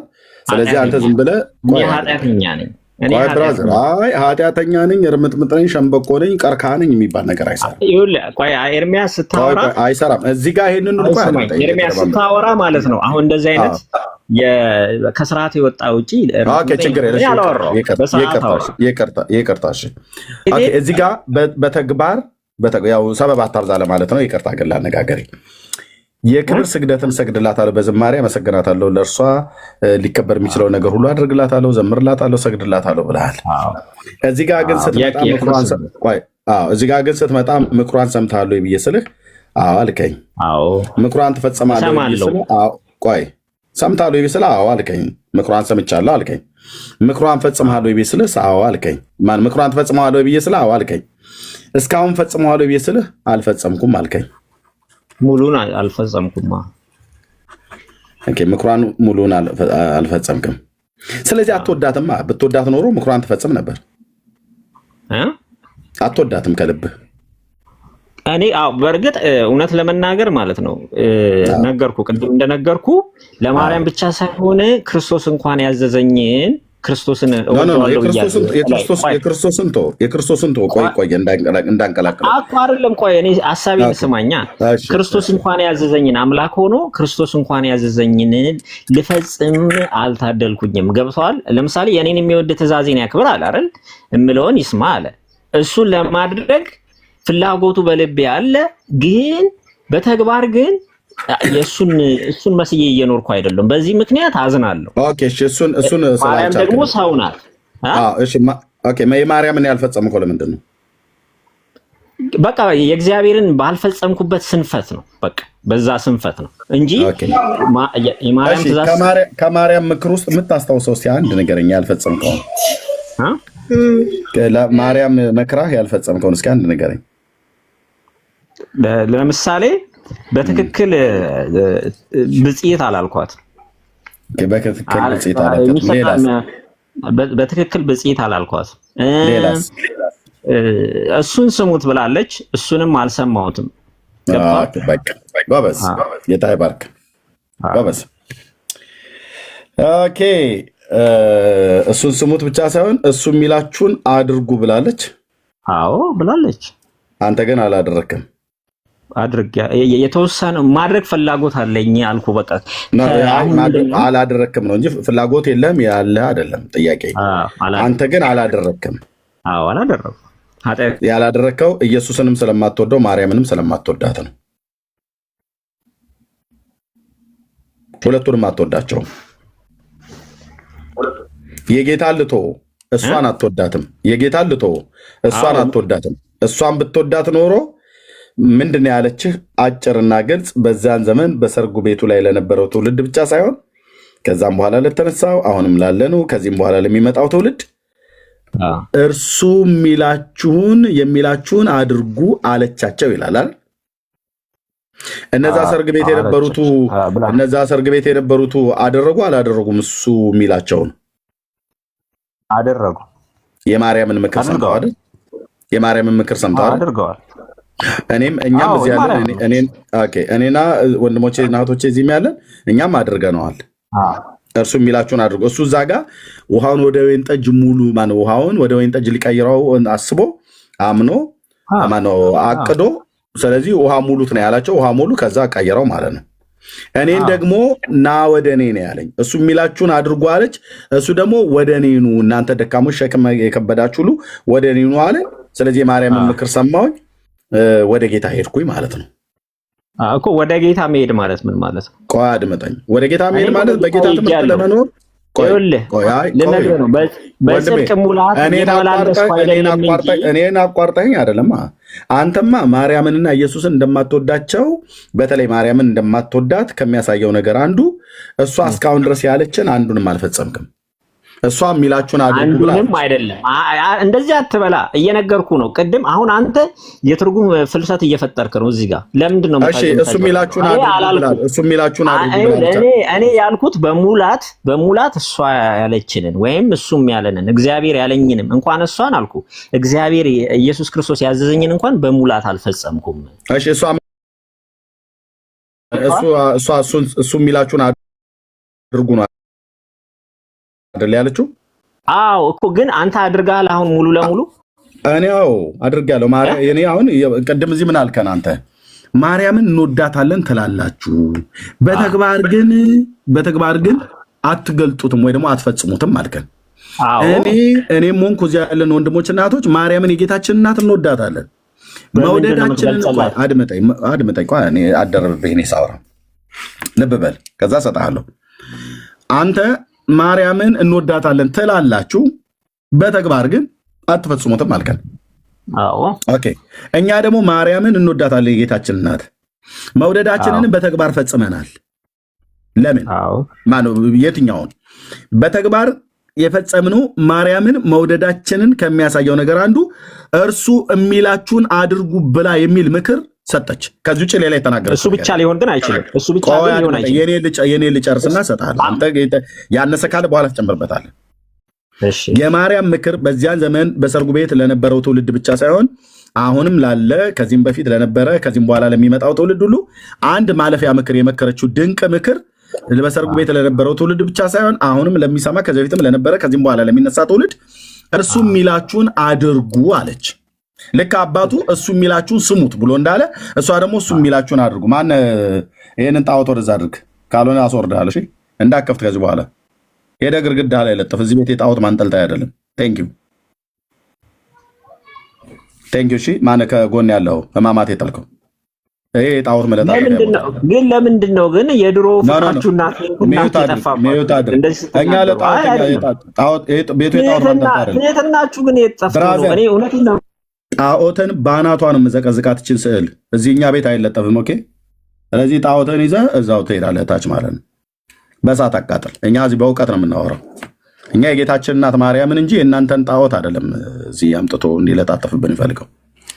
በእግሬ እየረገጥኳት ላሳይህ እችላለሁ እና ኤሌክትሪክ የተላጠ ኤሌክትሪክ ልጨብጥ እችላለሁ። እኔ የጌታችን እናት ነው እያወራ ያለሁኝ። ክብርት የሆነችዋን ቅድስት የሆነችውን የጌታችን እናት ነው እንጂ ስዕል አምጥታችሁ ለጣጥፎ አይደለም ብለን ያልነው። የስዕል እኮ ነገር እኮ በባለፈው በዲቤት ላይ ቀበርኩባችሁ ለዘላለም እንዳይነሳ መንፈስ ቅዱስ ጭዳ አድርጎ ነው የጣልባችሁ ስዕላችሁ ማለት ነው። አለቀ። እኔ እናንተ እዚህ በጨዋነት ስናወራ እሱ ስዕል ይከፍታል ማለት ነው። ወደ ሀሳባችን እንመለስ። ስለዚህ ልብ በል፣ የጌታችንን እናት ቅድስት ድንግል ማርያምን እኛ እንወዳታለን፣ መውደዳችንንም በተግባር ፈጽመናል። እኛ ወንድማችን ሲፓራ በተግባር መፈጸማችን ምክሯን በመስማት ነው። ምክር የጌታን እናት ምክር የጌታ እናት ምክር የትን የመከረችው በቃና ዘገሊላ ሰርግ ላይ ማለት ነው። ለዛ ትውልድ ብቻ ሳይሆን መጽሐፍ ቅዱስን ላነበበ ሁሉ የጌታ እናት ማርያም ማለፊያ ምክር የመከረችው እርሱ የሚላችሁን አድርጉ ብላለች። ልክ አባቱ እግዚአብሔር አብ በዮርዳኖስና በመገለጥ ተራራ ላይ የምወደው ልጅ እርሱ ነውና እሱን ስሙት ብሎ እንዳለ እናቱ አባቱ እሱን ስሙት አለ። እናቱ ደግሞ እሱ የሚላችሁን አድርጉ አለች። ጌታ ደግሞ ልጇ ደግሞ እኔ የምላችሁን ስሙ አለ። ጆሮአችሁን ማዘን ብሉ እኔንም ስሙ አለ። እሱን ስንሰማው ምንድን ነው ያለ? ትንሣኤና ሕይወት እኔ ነኝ፣ የሚያምንብኝ ቢሞት እንኳን ሕያው ይሆናል አለ። እርሱም የሚለኝን እንዳደርግ ማለፊያ ምክር ከመከረችኝ ከቅዱሳን እናቶች መካከል አንዷ ማርያም ናት። አባቱን እንድሰማው እግዚአብሔር አብ ልጁን እንድንሰማው የነገረንን ያህል እናቱ ደግሞ ልጁ የሚለንን እንድናደርግ መክራናለች። ስለዚህ እኛ ጠላት አይደለንም ማለት ነው፣ ወዳጅ ነን። በመጽሐፍ የተጻፈውን በመጽሐፍ የመከረችንን ምክር ተቀብለን እንፈጽማለን። አንተ ግን በመጽሐፍ ያልተጻፈውን ለምሳሌ በተግባር እኔ ማርያምን እወዳታለሁ የሚገባትም ክብር በተግባር ሰጣታለሁ ብለህ ካልክ በኋላ በተግባር የምትሰጣት ምንድን ነው? ትሰግድላታለህ። ሂዷል፣ እህትየው ሂዷል፣ ወጥቷል ነው እንዴ? አለ እንጂ ይኸው ከታች አለ እህትየው ሌላውኛው ነው የወጣው። እሺ የክብር ስግደትን እሰግድላታለሁ አልከን። ልክ ጌታ የሚወደ ቢኖር ቃሌን ይጠብቃል ብሎ እንዳለ ማርያምን የሚወዳት ወይ እሷ ራሷ ማርያም የሚወደኝ የክብር ስግደት ይስገድልኝ ብላ አላለችም። አንድ ጌታም የምትወዷት እናቴን የክብር ስገድ ስገዱላት አላለም። እንደዚሁም እሷም የሚወደኝ ይዘምርልኝ አላለችም። ወይ ጌታ የምትወዷት ዘምሩላት ለእናቴም አላለም። አንተ ጌታም እሷም ያላዘዙህን ያልነገሩህን ነገር ነው የምታደርገው። እኛ ግን እሷ የነገረችን ነገር ነው የምናደርገው። የሚላችሁን አድርጉ ብላን ስለመከረችን ያን የጌታዬን እናት የማርያምን ማለፊያ ምክር ሰምቼ እሱ የሚለኝን ላደርግ ወደ እሱ ሄጃለሁ። በእሷ ምክር መሰረት ማለት ነው። ማለት ወደ ልጇ ሄጃለሁ። ወደ ልጇ ደግሞ ሲሄድ እሱ ያለኝ ትንሣኤና ሕይወት እኔ ነኝ፣ የሚያምንብኝ ቢሞት እንኳን ሕያው ይሆናል። እናንተ ደካሞች ሸክም የከበዳችሁ ሁሉ ወደ እኔ ኑ ብሎ ኢንቫይት አደረገን። ከነ ኃጢአት ድካሜ ወደ እሱ ቀረብኩኝ። በደል ኃጢአቴን ሳይጸየፍ ተቀበለኝ። በከበረ የደሙ ፈሳሽነት አጠበኝ፣ አጸደቀኝ፣ ቀደሰኝ። እርሱም በማመኔ ንስሐና የኃጢአት ይቅርታን አገኘው፣ የልጅነት ስልጣን አገኘው። ስሜን በሕይወት መጽሐፍ ጻፈ። አባቴ ተብሎ ተጠራ፣ እኔም ልጁ ተባልኩኝ። የዘላለም ሕይወት ርስት ነኝ። የዘላለም ሕይወት ርስት ወራሽ እንደሆን ስሜ በሕይወት መጽሐፍ ላይ ላይሰረዝ ተጻፈ። በሱ እጅ ላይ ለዘላለም ያዘኝ። ስለዚህ የማን ምክር ሰምቼ? አንደኛ የአባቱ የእግዚአብሔር አብን ድምፅ ሰምቼ፣ ሁለተኛ የእናቱንም ምክር ሰምቼ እሱ የሚለኝን ለማድረግ ሄድኩ። ስለዚህ እኛ ጠላት አይደለንም ማለት ነው። እኔ ብቻ ሳይሆን እዚህ ያሉ ወንድሞች እናቶቼ፣ በዓለም ዙሪያ ያሉ ወንጌላውያን እኛ ጠላቶች አይደለንም፣ የማርያም ወዳጆች ነን። ለምን? የሚወድ ምክር ነው የሚሰማው። የምትወደውን ሰው ምክሩን ትሰማለህ። የምትወደውን ሰው ሲነግርህ ትሰማለህ። እኛም የጌታችን እናት ማርያምን እንወዳታለን ብለን ስንል በተግባር የፈጸምኑ ምክሯን ሰምተናል። እሷ እኔን ስለምትወዱኝ ጧፍ ዕጣን አምጡልኝ አላለችም። ስገዱልኝ፣ ዘምሩልኝ፣ አጨብጭቡልኝ አላለችም። እልል በሉልኝ አላለችም። ግን እሷን የምንወዳት የጌታ እናትን ምክሯን ሰምተን ወደ ጌታ ሄደናል ማለት ነው። ስለዚህ አሁን አንተ እዚህ ጋር እንዘምርላታለን፣ ሰግድላታለን ብለህ ያልከው አንዱን መጽሐፍ ቅዱስን አይደግፍም። እኛ ግን ምክሯን ሰምተን ወደ ጌታ ሄዱ ብለህ ያለችውን በተግባር ፈጽመናል። ስለዚህ እኛ የማርያም ጠላቶች አይደለንም ማለት ነው። ኦኬ። እና ይሄንን እዚህ ጋር 3 የጻፍከውን ቅድም የተናገርከውን ዝም ብዬ በሃይላይት ልስጥና ከዛ አንተ አውራ። ማርያም ብፅዕት ብለህ መመስከር አለብህ አልከኝ። ኦኬ። እኔ አንደኛ የተጠራሁትኝ የማርያምን ብፅዕና ልመሰክር አይደለም፣ ለእኔ ምስክሮች ትሆናላችሁ ነው ያለው መጽሐፍ ሲናገር ማለት ነው። ሞቱንና ትንሣኤውን ብሎን አዳኝነቱን ለመመስከር ነው የተጠራ ነው። የጌታን በጎነት፣ ቸርነት፣ አዳኝነቱን የእሱን በጎነት ልትነግሩ ከድቅድቅ ጨለማ ወደሚደነቅ ብርሃኑ የጠራቸው የእሱን በጎነት እንድትነግሩ የተመረጠ ትውልድ፣ የንጉሥ ካህናት፣ ቅዱስ ሕዝብ፣ ለርስቱ የተለየ ወገን ናችሁ ይላል ቅዱስ ጴጥሮስ ሐዋርያው ማለት ነው። እንዲህና እንዲህ የመሳሰሉ ነገሮች የጌታን ማዳን ልንናገር ነው። የጌታን ማዳን ልመሰክር ነው ጸጋም የተሰጠኝ ማለት ነው። ግን በዚህ ውስጥ ይህንን እየተናገርኩ ያለው ጌታን ቅድስት ድንግል ማርያም ድንግል ሴት እንደወለደችው ከድንግል ሴት ተጸንሶ እንደተወለደ ስሟ ማርያም እንደምትባል ያቺ ደግሞ ማርያም የተባለች ክብርት ቅድስት ሴት እንደሆነች ይህንንም ክብርትና ቅድስትነቱን ያገኘችው ጤዛ ልሳ ድንጋይ ተንተርሳ ሳይሆን ጌታ ስለመረጣት እናም በስሙ ስላመነች ነው። ከጌታ የተነገረላት ቃል ይፈጸማልና ያመነች ብፅዕት ናት ተብሎ እንደተባለን ያንን ስላመነች ብፅዕት ናት ብለን እንላለን እንጂ ዘመኔን ሁሉ ሕይወቴን ሁሉ ዝም ብዬ ጊዜ ሰጥቼ ሙሉ ጊዜ ማርያም ብፅዕት ናት፣ ማርያም ብፅዕት ናት፣ ማርያም ብፅዕት ናት ብዬ ብናገር ለሰው ያ ምንም ለሰው አይፈይድም፣ ምንም አይጠቅምም። የጌታን ማዳን ግን ስናገር የጌታን ማዳን ኢየሱስ ለበደል ኃጢአት ሞቶልሃል፣ አንተን ይወድሃል እግዚአብሔር፣ ልጁን ሰጥቶሃል እግዚአብሔር፣ በስሙ ብታምን የኃጢአትን ይቅርታ ታገኛለህ ብዬ በምናገርበት ሰዓት ላይ ብፅዕት ከሆነች ከቅድስት ድንግል ማርያም ተወልዷል ብዬ እንደዚህ ልናገር እችላለሁ። አለቅ ልክ ለእሷ ለመመስከር እንደተጠራን አድርገህ ስለተናገርክ ነው። እንደዛ ሆን ብለን አሁን የጌታን በጎነት ልንመሰክር እንደተጠራን ሁሉ የማርያምን በጎነት ወይ ደግሞ የማርያምን ብፅዕና ሆን ብዬ ማርያም ብፅዕት ናት፣ ማርያም ብፅዕት ናት፣ ማርያም ብፅዕት ናት እያልኩኝ እንድናገር መጽሐፍ አላዘዘኝም። የጌታን በጎነት፣ አዳኝ ቸርነቱን፣ ምሕረቱን፣ ፍቅሩን፣ ሰውን መውደዱን ግን ስናገር እግረ መንገዴን የማርያምን ብፅዕና በተጠየቅኩበት ባልጠየቅም እናገራለሁ ማለት ነው። በየስብከት መካከል አስገብቼ ማለት ነው። ኦኬ። ማርያም ባትኖር ኖሮ ኢየሱስ አይመጣም ነበር አልክ። ይሄ በጣም ትልቅ ስህተት ነው። ማርያም ባትኖር ኖሮ ሌሎች ሴቶች በእስራኤል ስላሉ ይመጣ ነበር ጌታ። ለምን ደግሞ አይመጣው? ለአብርሃምና ለዳዊት የገባውን ኪዳን ላይፈጽም ነው? ሐሳቡን ሊቀይር ነው? እና እንደዛ ከሆነ እግዚአብሔር ውሸታም ነው ተብሎ ሊባል ነው ማለት ነው። ነግሮታል እግዚአብሔር ለአብርሃም ዘፍጥረት መጽሐፍ ምዕራፍ 22 ቁጥር 18 ላይ ኦኬ። ነግሮታል ለዳዊት እግዚአብሔር በመዝሙር 132 ቁጥር 11 ላይ ነግሮታል። ስለዚህ ያንን ለአባቶች የገባውን የተስፋ ቃል ይፈጽም እግዚአብሔር ከሴት የተወለደ ልጁ የዘመኑ ፍጻሜ በደረሰ ጊዜ እግዚአብሔር የዘመን ፍጻሜ ይጠብቅ ነበረ። በራሱ የጊዜ ቀመር ነበር ሊወለድ የነበረው ልጁን ሊልከው የነበረው። ስለዚህ እግዚአብሔር የዘመን ፍጻሜ በደረሰ ሰዓት ላይ ከሴት የተወለደ ልጁን ላከ ይላል። ስለዚህ ልጁን ሲልክ ማርያም የተባለች አይሁዳዊት ልጃገረድ እንድትወልደው አደረገ። እሷስ ባትኖር ሌላ ትኖራለች። ሌላ እስራኤላዊት ልጃገረድ ከዳዊት ቤት የሆነች ከሌላ ሴት ትመረጣለች እንጂ ማርያም ስለሌለች በቃ ማርያም የለችምና የዘላለም ሐሳቤን አቁሜዋለሁ አስቀርቼዋለሁ ብሎ አይልም እግዚአብሔር። ስለዚህ ማርያም ባትኖር ኖሮ ጌታ አይመጣም ነበር ብሎ የሚለው ውሸት ነው። ለምን? በቃ እሱ ማርያም በምትባል ሴት አይደለም እወለዳለሁ እኮ ብሎ ትንቢት ሲናገር የነበረው በባሪያዎቹ በነቢያት በኩል ማለት በእነ ኢሳያስ እነሆ ድንግል ትጸንሳለች ነው ያለው። የድንግሊቱ ስም ማርያም ነው ብሎ ያለው በኋላ ነው። ገብርኤል መጥቶ ነው የድንግሊቱ ስም ማርያም ነበር ብሎ ሉቃስ የተናገረው ማለት ነው። ሉቃስ የጻፈው የድንግሊቱ ስም ማርያም ነበር ብሎ ያለው ሉቃስ ወንጌል መጽሐፍ ምዕራፍ 1 ቁጥር 26 ጀምሮ ስናነበው ነው እንጂ ኢሳያስ ግን ትንቢቱን ስናገር ድንግል ሴት ነው። አልማ ወይንም በቱላ ብሎ የሚለው የዕብራይስጥን ቃል እሱን ተጠቅሞ እዛ ጋ የተናገረው ኢሳያስ ነው። ስለዚህ እሷ ባትኖር ኖሮ ሌሎች ከነገደ ይሁዳ የሆኑ አንድ ማዕት የዳዊት ዘር የሆኑ ልጃገረዶች አሉ። ወንድ የማያውቁ ድንግል ሴት ማለት ነው። ወንድ የማያውቃቸው ድንግል ሴት ማለት ነው። ጌታ ሊወልዱ የሚችሉ ድንግል ሴት አሉ። እሷም የተመረጠችው ከእነሱ መካከል ነው፣ ከሴቶች መካከል ነው ብሎ ያላት። ስለዚህ ማርያም ባትኖር ኖሮ በቃ የዘላለም ሀሳቡ ተዘጋ፣ የሰው ልጅ ጠፍቶ ቀረ አይባልም። እንደዚህ አይባልም። ይሄ አግባብ ንግግር አይደለም። ኦኬ 30 ዓመት ሙሉ ስለሱ መከራ ተቀበላለች ብለህ አልከኝ። አዶ ነው እንግዲህ አንተ ያነበብከው መጽሐፍ ካለ ተነግረኛለህ። አዎ 30 ዓመት ሙሉ በቤተሰቡ ጋር አብሮ ኖሯል ጌታ። ልክ ነው። በዮርዳኖስ የተጠመቀው በ30 ዓመቱ ስለሆነ ከዛ በፊት ከቤተሰቡ ጋር ኖሯል።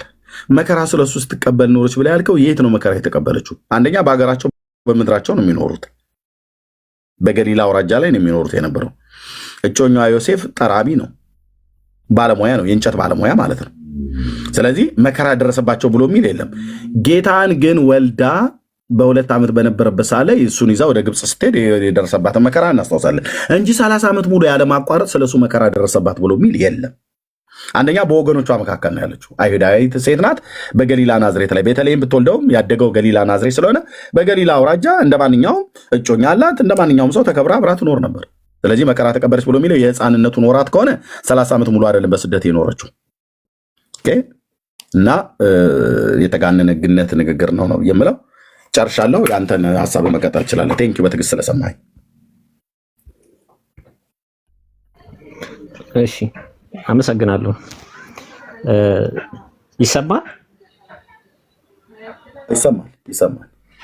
ማለት አሁን በጣም ብዙ ነገር ስታወራ የኔን ሀሳብ እያስመሰልክ የምትከታቸው ነገሮች ማለት ትክክል አይደለም። ለምን መሰለህ?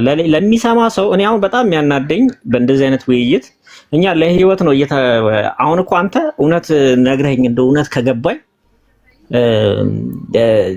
ልታስመልጠኝ እኮ ነው። ልታስመልጠኝ በቃ አሁን ከጨለማ አሁን እኔ ጨለማ ውስጥ ሆኜ ልታስመልጠኝ አይደል? ስታወራ ለህይወት የሚሆን ነገር በተአምር በትዕቢትና በነቀፋ ሊወራ አይችልም። ገፋኝ እኮ አሁን ያ ቅድም እዚህ ጋር የነበረው ሰውዬ እንደው እውነት እንበልና ስቶ ቢሆን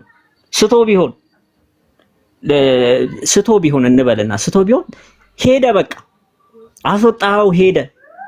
እውነትን ሳትነግረው ሄደ። ማን ነው ተጠያቂ የሚሆነው? አንተ ነው የምትጠየቀው። እዚህ ጋር ያለነው ሁላችንም ነው የምንጠየቀው። ገብቷል? ስትናገሩ እኔ ባይዘዌ እናንተ ጋር ብቻ አይደለም ኦርቶዶክሳውያን መምህራንም ጋር በጣም የፕሮቴስታንት መምህራንም ጋር በጣም እኔ መምህር አይደለሁም፣ እውነት ለመናገር ምዕመን ነኝ። ምዕመን ማለት ያመንኩ ነኝ እንጂ ትልቁ ላይ ሁለት አባብ እሱ እያወራ ወንድምነት ትልቁ ላይ ሁለት አባብ ቀጥሎ ወንድማችን ሶሪ ሌላ ሰው ማስተምር ሰው አይደለሁም፣ እውነት ለመናገር ገብቷል። ግን በተአምር ሰው እኔ አሁን የገባኝን እውነት አሳውቄው በምን ተአምር አሳውቄው ወደ ብርሃን ይምጣ ነው እንጂ ምለው በተአምር ገፍቼው ሰድቤው ከዛ አንቋሽሼው በሱ ምክንያት ጣልቶ ቢሄድ በእርግጠኝነት ነው የምነግርህ በሰማይ ይጠየቅበታል። ምክንያቱም ክርስቶስ ላይ በተአምር እንደዚህ አይነት ባህሪ አይቼም አላውቅም። አንተ ጠንቋይ ነህ አንተ እንትን ነህ ብሎም አያውቅም። ሐዋርያትም እንደዚህ አይነት ንግግር ተናግረውም አያውቅም። ገብቷል? ለምን እዚህ ጋር አጋንንት ስለምን ነበር እያወራን የነበረው ወንድማችን? አሁን ስለተባረረው ሰውዬ ይሄን ሁሉ ተናግሬ አይ ስለ ሰውየው አይደለም ቆይ ልነግርህ ነው። እንደማመጥ ይኸውልህ አንተ ስታወራ ረጅም ሰዓት ስታወራ ጸጥ ያልኩ ለምንድን ነው ጸጥ ያልከኝ? አሁን እንደዚህ አይነት ችግር ነው ያለባችሁ። እሺ አውራ። እኔ ሚውት አደረጋለሁ። እኔ ላወራ አይደለም ገና ጥያቄ እየጠየቅኩ ነው። እኔ ረጅም ሰዓት ሳወራ ሐሳቡ ላይ ነው ያወራሁትኝ። ስትናገር የጻፍኩት ላይ ነው ያወራሁትኝ። ያው እዚህ ካሜራ ከፍቼ ወረቀቱ ላይ የጻፍኩት ላይ ነው ያወራሁትኝ። አንተ ግን ሐሳቡ ላይ አይደለም የምታወራው፣ ስለተባረረው ሰውዬ ነው የምታወራው። የተባረረው ሰውዬማ የመጀመሪያውን ሰጠሁትና ሚዩት አደረግኩትኝ።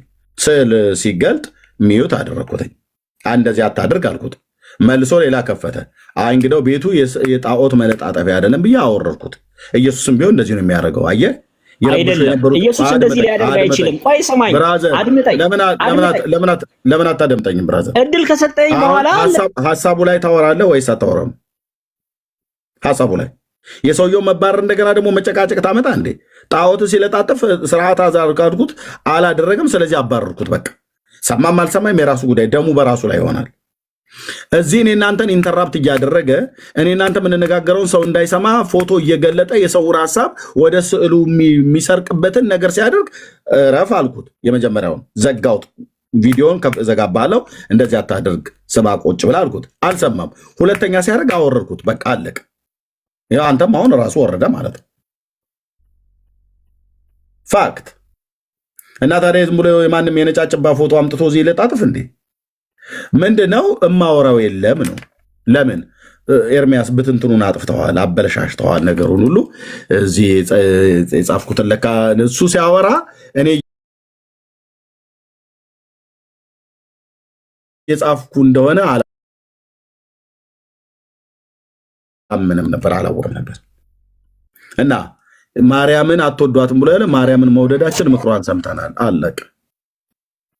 ጌታን ከወደድከው ትእዛዜን ጠብቁ ብሎ እንዳለ ማርያምን የምትወድ ከሆነ ስዕል ፊት ሄደህ ሰግድ ለስዕልክ እያልክ አትንከባለል ነው እያልን ያለ ነው። ማርያምን መውደድህ ለስዕል መስገድህ አይደለም። የማርያምን መውደድ የሚያሳየው ምክሯን ስማ። ምክሯን ደግሞ ስንሰማ ልጇ ጋር እሱ የሚላችሁን አድርጉ ብላ መክራለች። ያን ምክር እኔ ገንዘብ አድርጌ እመቤቴ ወላዲቴ እያልኩ ላይ የነበረው ወደ እሱ ሄጃለሁ። የማርያምን ምክር እኔ ለቀቅ እሱን ጠበቃ አይነት ነገር ነው የተናገረችው። አለቀ። ምክንያቱም ማርያም ብዬ ብል እሷ ምንም እንደማትፈይድልን እሷም ታውቃለች፣ እኔም አውቃለሁ። ወደ እርሱ የሚላችሁን አድርጉ አለች እኮ። በቃ እሱ የሚላችሁን አድርጉ ብላ ያን ምክር ሰምተናል። ስለዚህ እኛ እውነተኛ ወዳጆች ነን እንጂ ጠላቶች ተብለን ልንጠራ አንችልም። ይልቁንም ጠላቶች ከተባለ ኦርቶዶክሳውያን ናቸው ጠላቶች ማለት ነው። በመረጃ የተጻፈ መረጃ ይሄ ሌሊት እስኪነጋ ድረስ ላሳያችሁ እችላለሁ። እኔ ጋር ሌሊት ነው። ወንድምነት ቀጥሎ እንግዶች ስለመጡ ለእነሱም እድል ሲሰጥ ያወጥተዋል። ቴንኪ ወንድምነት፣ ጸጋ ይብዛልህ ወንድምነት። ያው